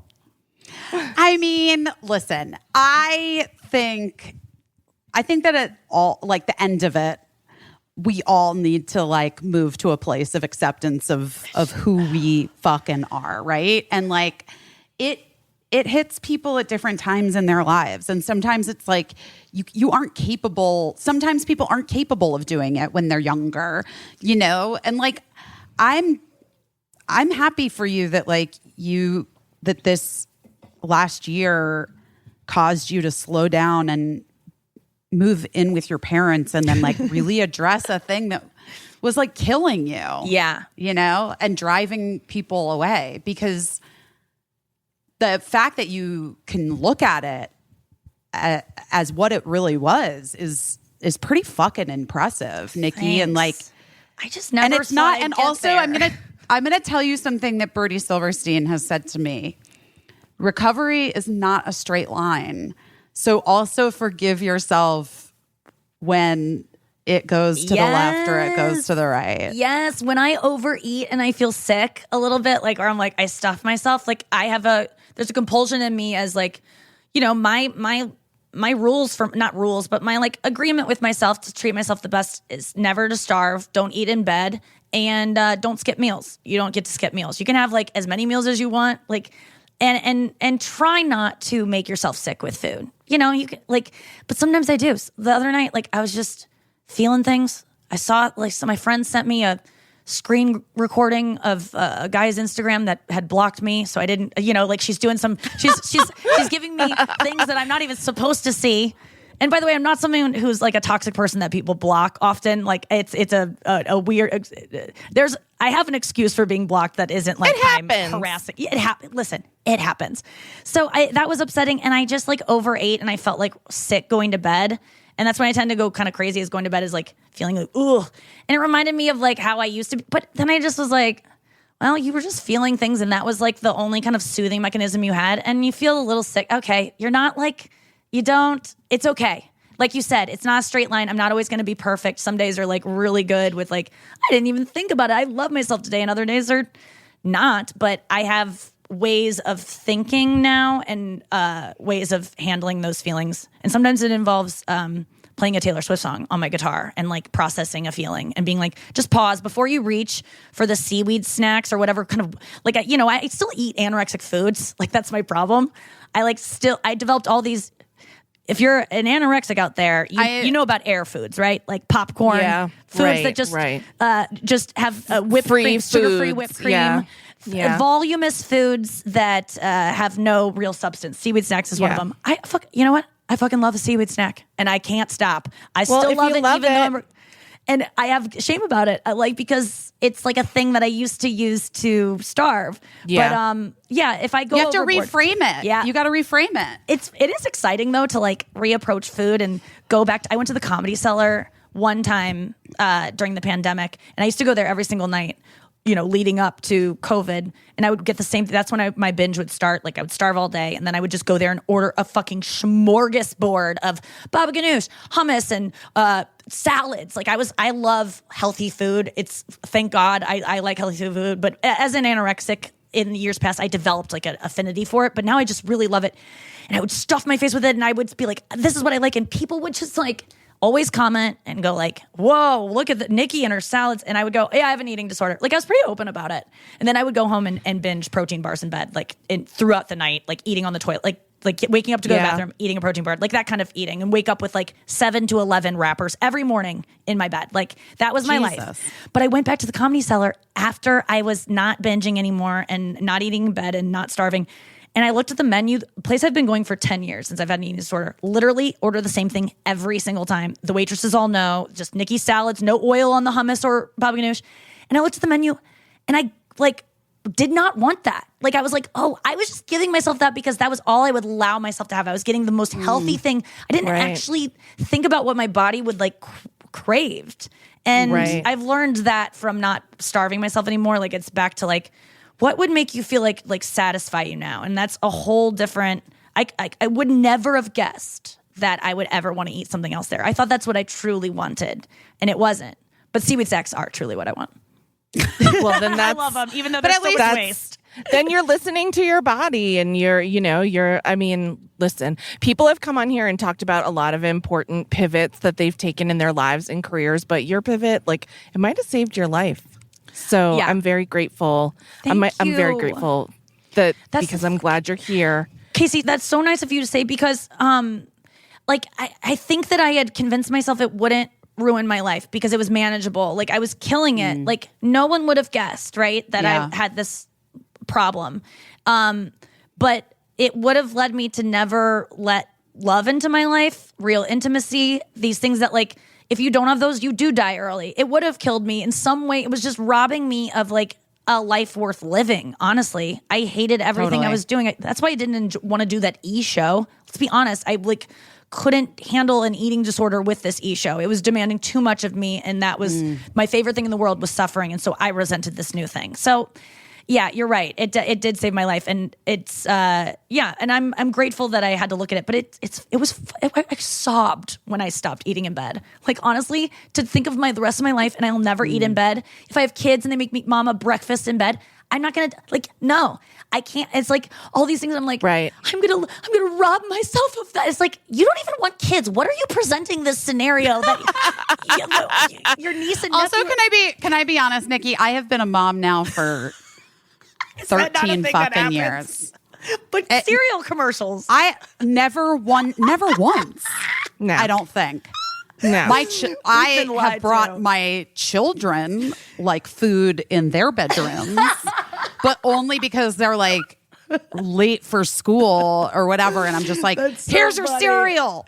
By the way, if you should ever accidentally find yourself with a kid and they should make you breakfast in bed, it's not going to be good. You're not going to want to eat it. So you're not. Don't even. It's not. Don't. Let's not worry about that. Bring mama. Don't worry about it. She'll eat them at her desk. Yeah. I mean, I also love. We're gonna let you go because this has been so great. Thanks for letting me just ramble. You guys are really sweet. I've been monologizing, but the ADD meds, busy. You know the feeling. Well, Caissie, are you like where they kick in and you're like, I can't stop talking. And I'm on so many kinds of meds, and I might take mushrooms on this road trip. So yes, this is where we're headed. I'll let you know how it goes. Oh my gosh! I'll let you know how it goes. There was a tornado warning last night at 3 in the morning. Where are you? I'm in South Carolina. Oh my God. And that tropical storm, hurricane turned tropical storm Elsa rolled on through last night, and like my phone did that like Amber Alert noise at me, but it was so for scary. tornado. Shit. And then I looked at it and turned it off, and then it did it again, and I was like, had the thought, I was like, I do have children. Like I have to actually take them downstairs because what if? I thought you were by yourself. I thought it was like I have to survive for my children. I gotta. No. But I was just like, no. I mean, I was just like, I feel like I don't know because I don't know what the likelihood of a tornado is here. You know what I mean? Sure. But like, it was enough of a 2 times coming through on my phone that I was like, oh, fuck, I guess let's go down to the basement. I don't know. So we went and sat in the basement for what time minutes. was this? 3 in the morning. Dude, dude, that's crazy. Were the kids kind of excited? Was it kind of thrilling? They'll remember it forever. They were so fucking annoyed. Wait, how old are your kids? Birdie turns 13 next month, and Cricket just turned 8. Oh my God, they were so annoyed. They're so annoyed. And also, so Birdie was like, "This is so stupid. There's not going to be a tornado anywhere." I love Birdie. Well, you got to connect us. And I just want to say before we wrap up, it's so freaking nice to meet you guys and to spend this time. Caissie, I don't know how I know you, but you're like, I see your name and I go, that's someone on Twitter that is so fucking funny. I just know you as a genius comedy writer person. Like, I've just seen your work. I don't know how, but it's just in my head. As soon as I saw your name, I was like, oh, I can't wait to meet that person. And you've it's been so nice to meet you and talk to you as you're parked in a Taco Bell in Wyoming in the parking lot and busy. So weird. I gotta just tell you, I just am so in awe of your talent. As an actress and just personality. But when I first saw you on Freaks and Geeks, you just blew me away. I can't believe someone that young could be that good and that you aren't even that person to me. Like that's because it was such a character. It was just I just really admire your talent, and it's. I would love to. I want to talk to you about someday about what that's like to be so talented at acting and to be so talented. Like just to go in auditions and like how do you how did you get so? Was it practice that you got good, or were you just a naturally like it just came natural to you to be a good actress? Or no, both? I mean, well, okay. That young too. No, I think I was like naturally gifted. Yes. I think I was talented. Yes. I think I was naturally talented. I know this about you from your podcast. Guys, which you should subscribe to, listen to. You got to the Nikki subscribe Glaser if you don't know. Yes, it's daily and yeah. It's daily. If which you is so don't know fun. Nikki's comedy, she is like just laugh out loud, like hold your stomach funny. She's just real legit But I also funny. appreciate that you like have sort of a similar mission statement that I have in my persona, which is to just talk about shit that people have all of these stigmas and shame around, because that's the only way we're gonna like ever fucking let any of this shit go. Yes. You know, and it's really valuable. I think it's really valuable. Great. It's so good for comedy because comedy is talking about is just being comedians are just honest, and I used to worry so much about writing the perfect joke and what do people want to hear about, and honestly, like when sometimes I go on stage now and like I'll presenting this premise that like I jotted in my phone or whatever, and it's just like not working. People don't understand it. It's just like not funny, whatever. And it'll like bomb. I used to just like scramble after that and try to like get out of it and move on to a topic. And now I truly stop and I go, what's the most honest thing in this moment? Like just, if I have a trick now, a comedy hack that I'm never gonna do bad if I'm just so brutally honest. So now like when I bomb, I'm not scared of like a joke doing bad, because I'll just be like, first of all, every comedian knows if you say a bomb joke, you go, that one wasn't good. The whole audience is like, it's like the funniest laugh you can get because it's like releasing the tension. It's telling the truth. But now I'll say stuff like, I know this wasn't what you expected from me tonight. And then it will get the biggest fucking laugh that's almost like so. I go, I know you've seen my roast compilations. I know that some of you are here because you thought I was going to be like this rapid fire, like roaster. That like, those take months for me to put together. That is not what I even do. And I'm disappointed. You're probably going to leave here and be like, she was like, okay, but that weird stuff. And then all of a sudden all the things that I get ahead of it too. Like now, if you didn't enjoy it, I like told you like, I know you're right. You shouldn't have. And then that becomes funny. So I mean, it's like, it's all worked that. out. It's all worked out to just be honest. And thankfully I can be, because I'm not like murdering people or something, you know, like if I was a bad person, like, which, you know, I could have been born with a brain of someone who's evil and, you know, sociopathic. And I wouldn't be able to live a life of honesty. But and then people wouldn't get mad when they found out I was lying. But because I don't do that, because I don't do anything weird like that I'm ashamed of, I can just be honest all the time. And I do stuff that I'm ashamed of, but it's not illegal. It's like, I watch videos of warts being dissected every single night to soothe me. It's a weird thing that I do. Like people like pimple popping videos. I like warts being cut off people's foot. It's so gross. And I know, and it gets reactions from pretty girls that go, ew, which is my biggest fear of popular girls going, ew. That's like my biggest fear in life. But guess what? It's just true and it's not hurting anyone and it's funny and weird. And there's other wart heads out here. Like you're the right person maybe for that. I bought scalpels off of Amazon so I could cut the one off my leg. And I love when it grows back because then I get to cut it off again. I have a bandage right now. Look at this bandage. I did this last night. You talk about picking. I did this to myself last night, but I did it in a really secure way. And so I honestly think I might get rid of it, which I'll be sad about because I like when it grows back. It's not really causing any harm, but you got to get the roots, right? Oh, it's not like one of those, but it's like, I wish there was one on the bottom of my foot. My roommate's girlfriend had a wart on her foot. And this weekend, oh my God. I literally was like, may I? And it ended up just being a corn, which I could also remove. But I would like to be a podiatrist. Go back to school. Do it. Scraping people's feet. Never too late. I always wonder about that, like people who go into those, like the businesses of like waxing and like all of those things. Wait, did we lose Caissie? Maybe. Like what made them? No, I'm still here. Like maybe they just are. They're into it. They like it. God, I would love it. I wish I would have known it was a thing. I probably would have sought out foot scraping doctor. Like I would, if I could become that kind of doctor, I really would. I want to do like an apprenticeship where I just scrape like old people's feet. It's like so soothing to me. It's so weird. Maybe you could become a podiatrist. I mean, not a podiatrist. No, you could become a esthetician or like a pedicurist. Oh my God, thank you. Yes. There you go. My brain. I really am. If anyone wants to ever volunteer their foot for me to like dissect, like a fan, like a trusted fan, I literally would.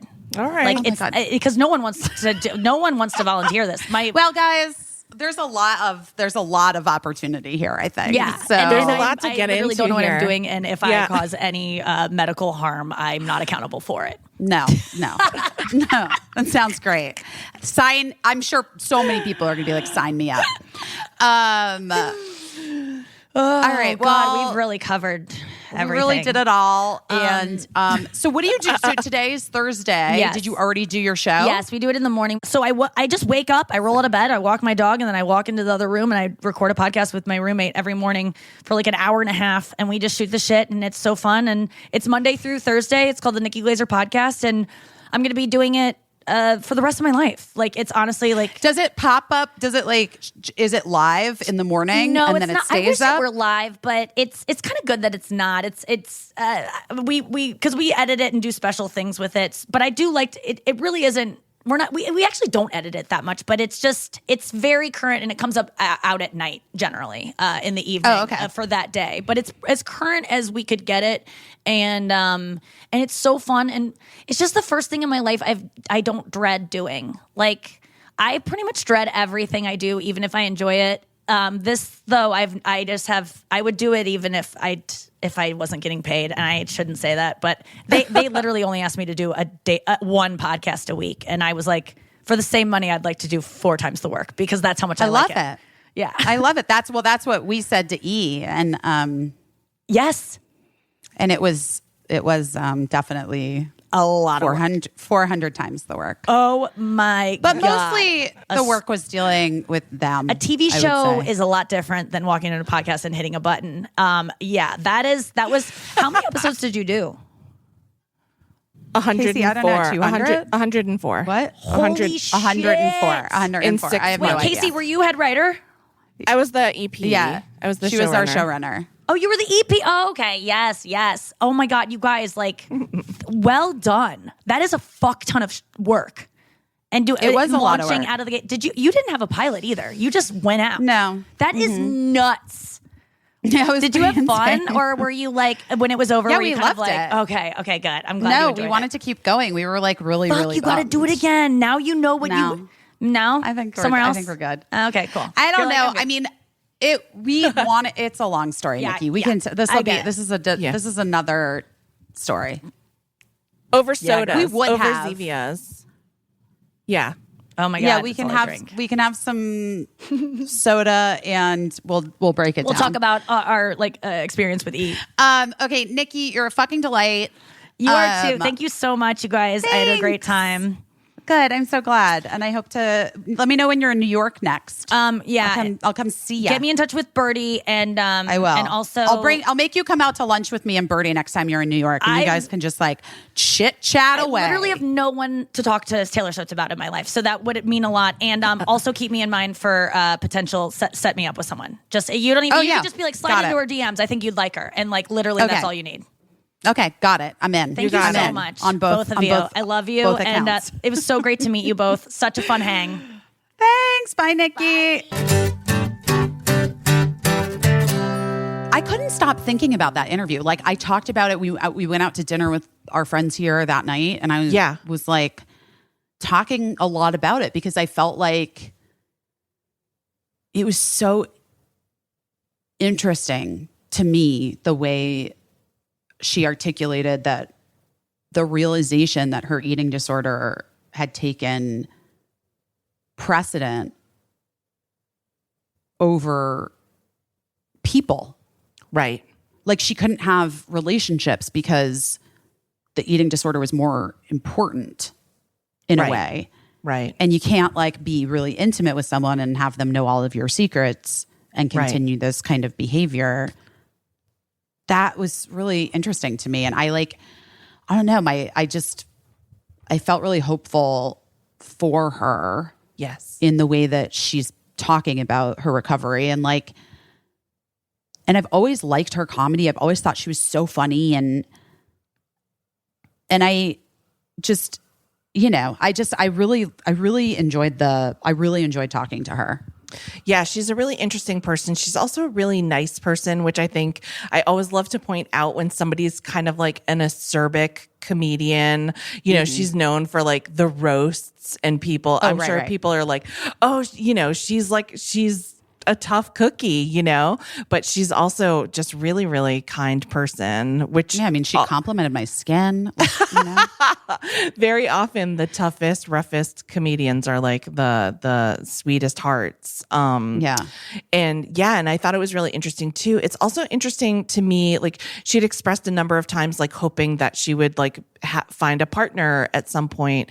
And I just think of how many paces we put ourselves through, planning for this future, this vision of a future that we have. Mm-hmm. And so whether it's how we're eating or how we're living our lives and what we're doing with our bodies or what we're doing with our accomplishments, blah, blah, blah, we put ourselves through all these motions trying to get to this future vision. And sometimes the things that we're putting ourselves through is what's making it impossible to we're putting ourselves through these things that we're saying is to get to the goal of the thing that we really want, when really we're putting obstacles in the way of the goal of the thing that we want. Yeah, it's preventing you from getting the thing. Yes. And I think it was I think it was really interesting, and I'm just so glad that she's here, and I'm so glad that she figured out that this is something that she needed to address, and she just really jumped into addressing it, Yeah. And I always, I said this in the interview, but I do always just appreciate anyone who's all right, let's just start talking about this shit because not talking about it is how we all get stuck in the first place. Right. That's how we all get stuck in the shame spirals. That's how we all get stuck in feeling like there's something wrong with us or something dirty or something gross, is that we're not talking about these things. And the more we can just, especially as women, continue to normalize speaking to all of these experiences that so many different women go through, the better it's going to be for not just future generations and my kids and whatever, but for us continuing to live our lives. I think it just takes it just opens up the roof and lets the house breathe. Yeah. Yeah. Is that that's a good one. Metaphor? Yeah. Guys, should we put that on a t-shirt? Oh my God. I forgot to tell you. What? You were my dream the other night. What happened? I had a dream. I was pitching you new podcast merch. Okay. And wait. And now I kind of feel like I want to make it. Okay. It was a crew neck sweatshirt that was white, and then just in really pretty cursive writing across it, like almost like maybe like our Busy Tonight cursive writing, like 80s kind of script, you know? It just said podcast. Yes. I love it. Yes. I'm not even kidding. I love it. I would 100%. Even if we only sold 2 to you and me, I think that would be perfect. I think podcast is pretty fucking funny. Just like podcast. Wait, did you ever open the gift that I sent you for your birthday? Oh my God, nachos. Caissie sent me the other gift. Maybe that's where it came from. Yeah, maybe that's where it came from. So Caissie got me, the poster that you all heard me. Well, you heard Caissie unbox it on the dumbest podcast stunt ever. Unboxing. I don't know if it's the dumbest podcast stunt ever. I've never listened to Joe Rogan. You know what I mean? But you sent me another gift, and it is this really cute long sleeved shirt in a great color. It's like a mustard, and it just says nachos. It's a little bit like, it's kind of like a baseball tee kind, but not that baseball tee makes it sound cheap. It's like it's just so cute. Like a varsity tee. Yeah, I didn't see it in person. I did like the colors. The colors are so cute. And it was made of hemp, so I felt good about that. Oh, I didn't know that. But it just says nachos, and I was like, is it? Did you find it on Etsy or something? It was no, it was from this designer, but I found it on, I think it was on like Sourpuss Clothing was the website that I bought it from, but a bunch of different websites sell it. But I bought it from Sourpuss, I believe.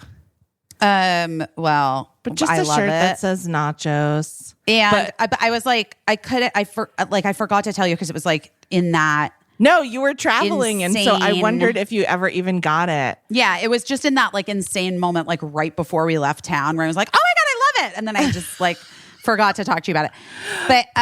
But that made me wonder if it put the idea in your head that I love literal shirts. I'm telling you, like I think that must be where it came from. But in my head, I was just like, I had just this real vision of this crew neck sweatshirt, cursive writing podcast.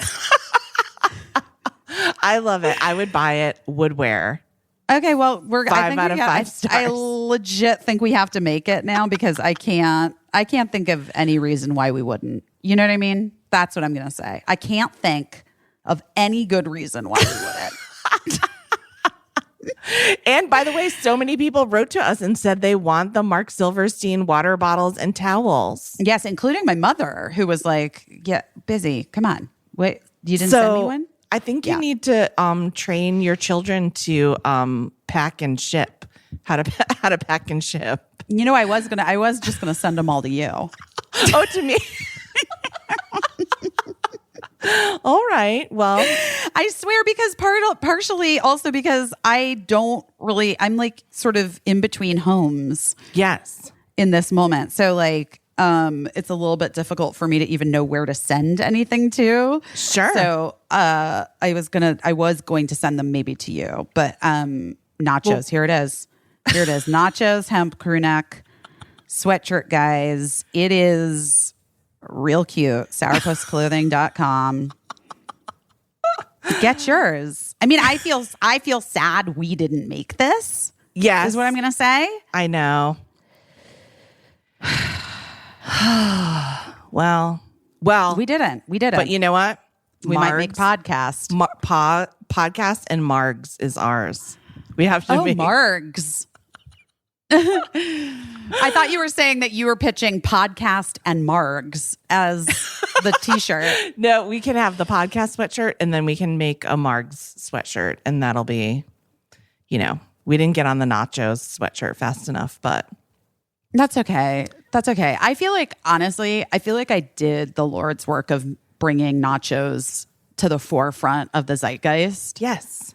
I mean, I really do feel like of the cultural things that I am like most responsible for as a person in the public eye with, a platform, I would say nachos.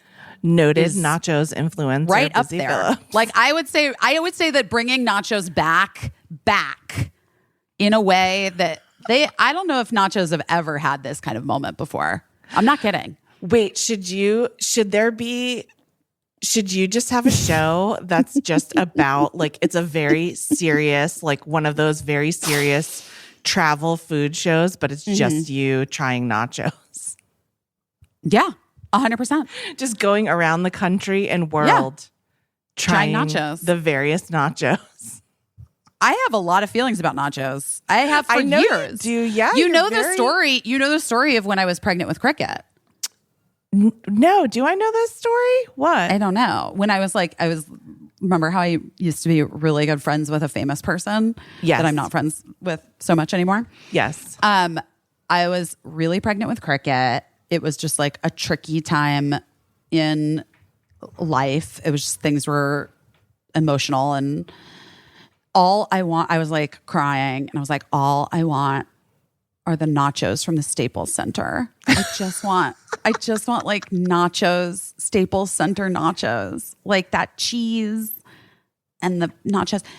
And the next day to my house showed up 2 gigantic shopping bags filled, like big shopper bags. Oh my gosh. Filled with individual containers like you get at Staples. It was from Staples Center. Oh my And it was gosh. filled with the nachos and the cheese on the side and the jalapenos, like all of the whole thing. The cheese was on the side, thankfully, because it wouldn't have traveled well otherwise. Yes.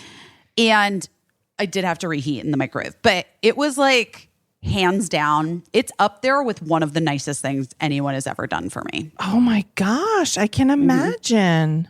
Yeah, they like went to or had someone go to Staples Center and talked them into letting them get nachos like so good during one of the games or something. I don't even know that night. I love a gift where you just have to like talk someone into doing some. That's my favorite type of gift. That is the gift, talking someone into helping you do something that they ordinarily would never do.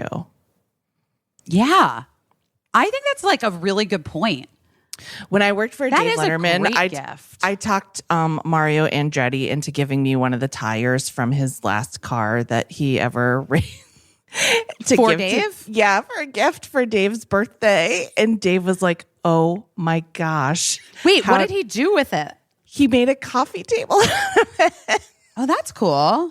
That's actually really cool. I just was like, because I was like, I'm just an assistant. What am I going to get this guy that he wants? Like a book? Like I don't have $1 million. And I was like, you know what I do have? Mario Andretti's phone number. And he was retiring. And I was like, hey, Mario, can I have a tire from your last car? Dave Letterman would really love it. And I need a gift. And he was like, yeah, it'll be in the mail. Ugh, I love that.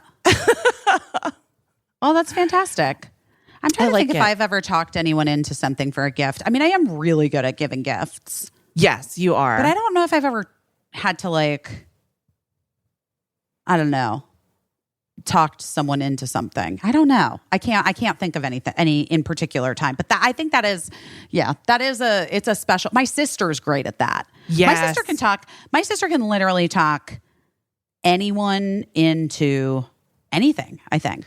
Your sister can get like a person who's like reclusive and hasn't been out of their home in 30 years to like get on a plane and fly across the country to like be on television. It's wild. Yes, I've 100%. Never seen anything like it.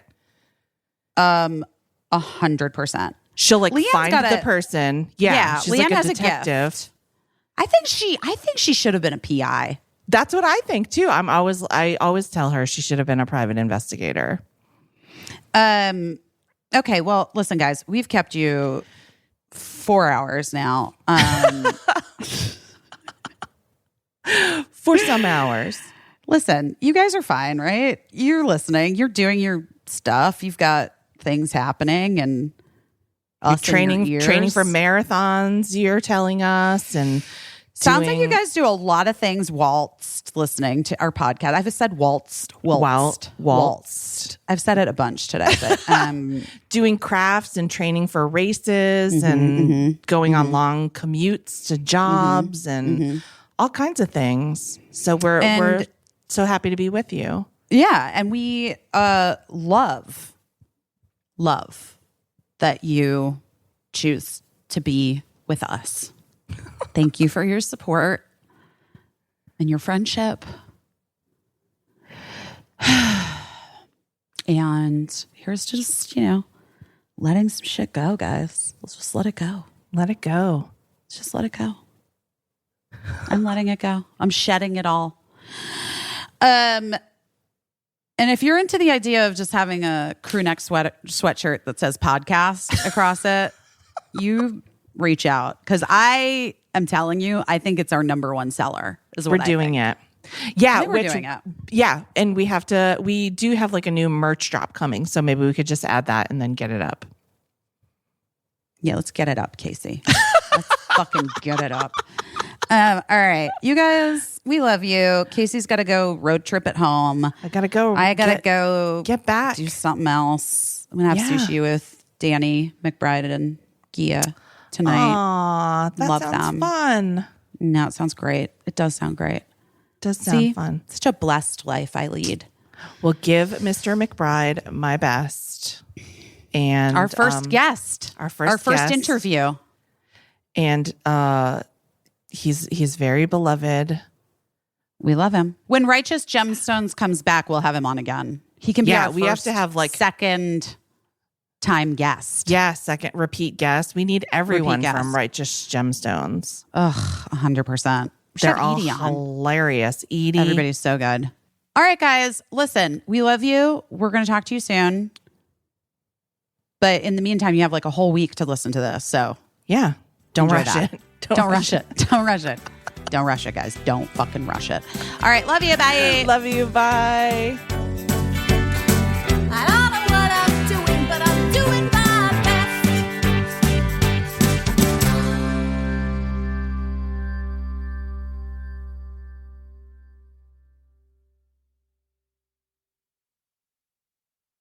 Oh, no.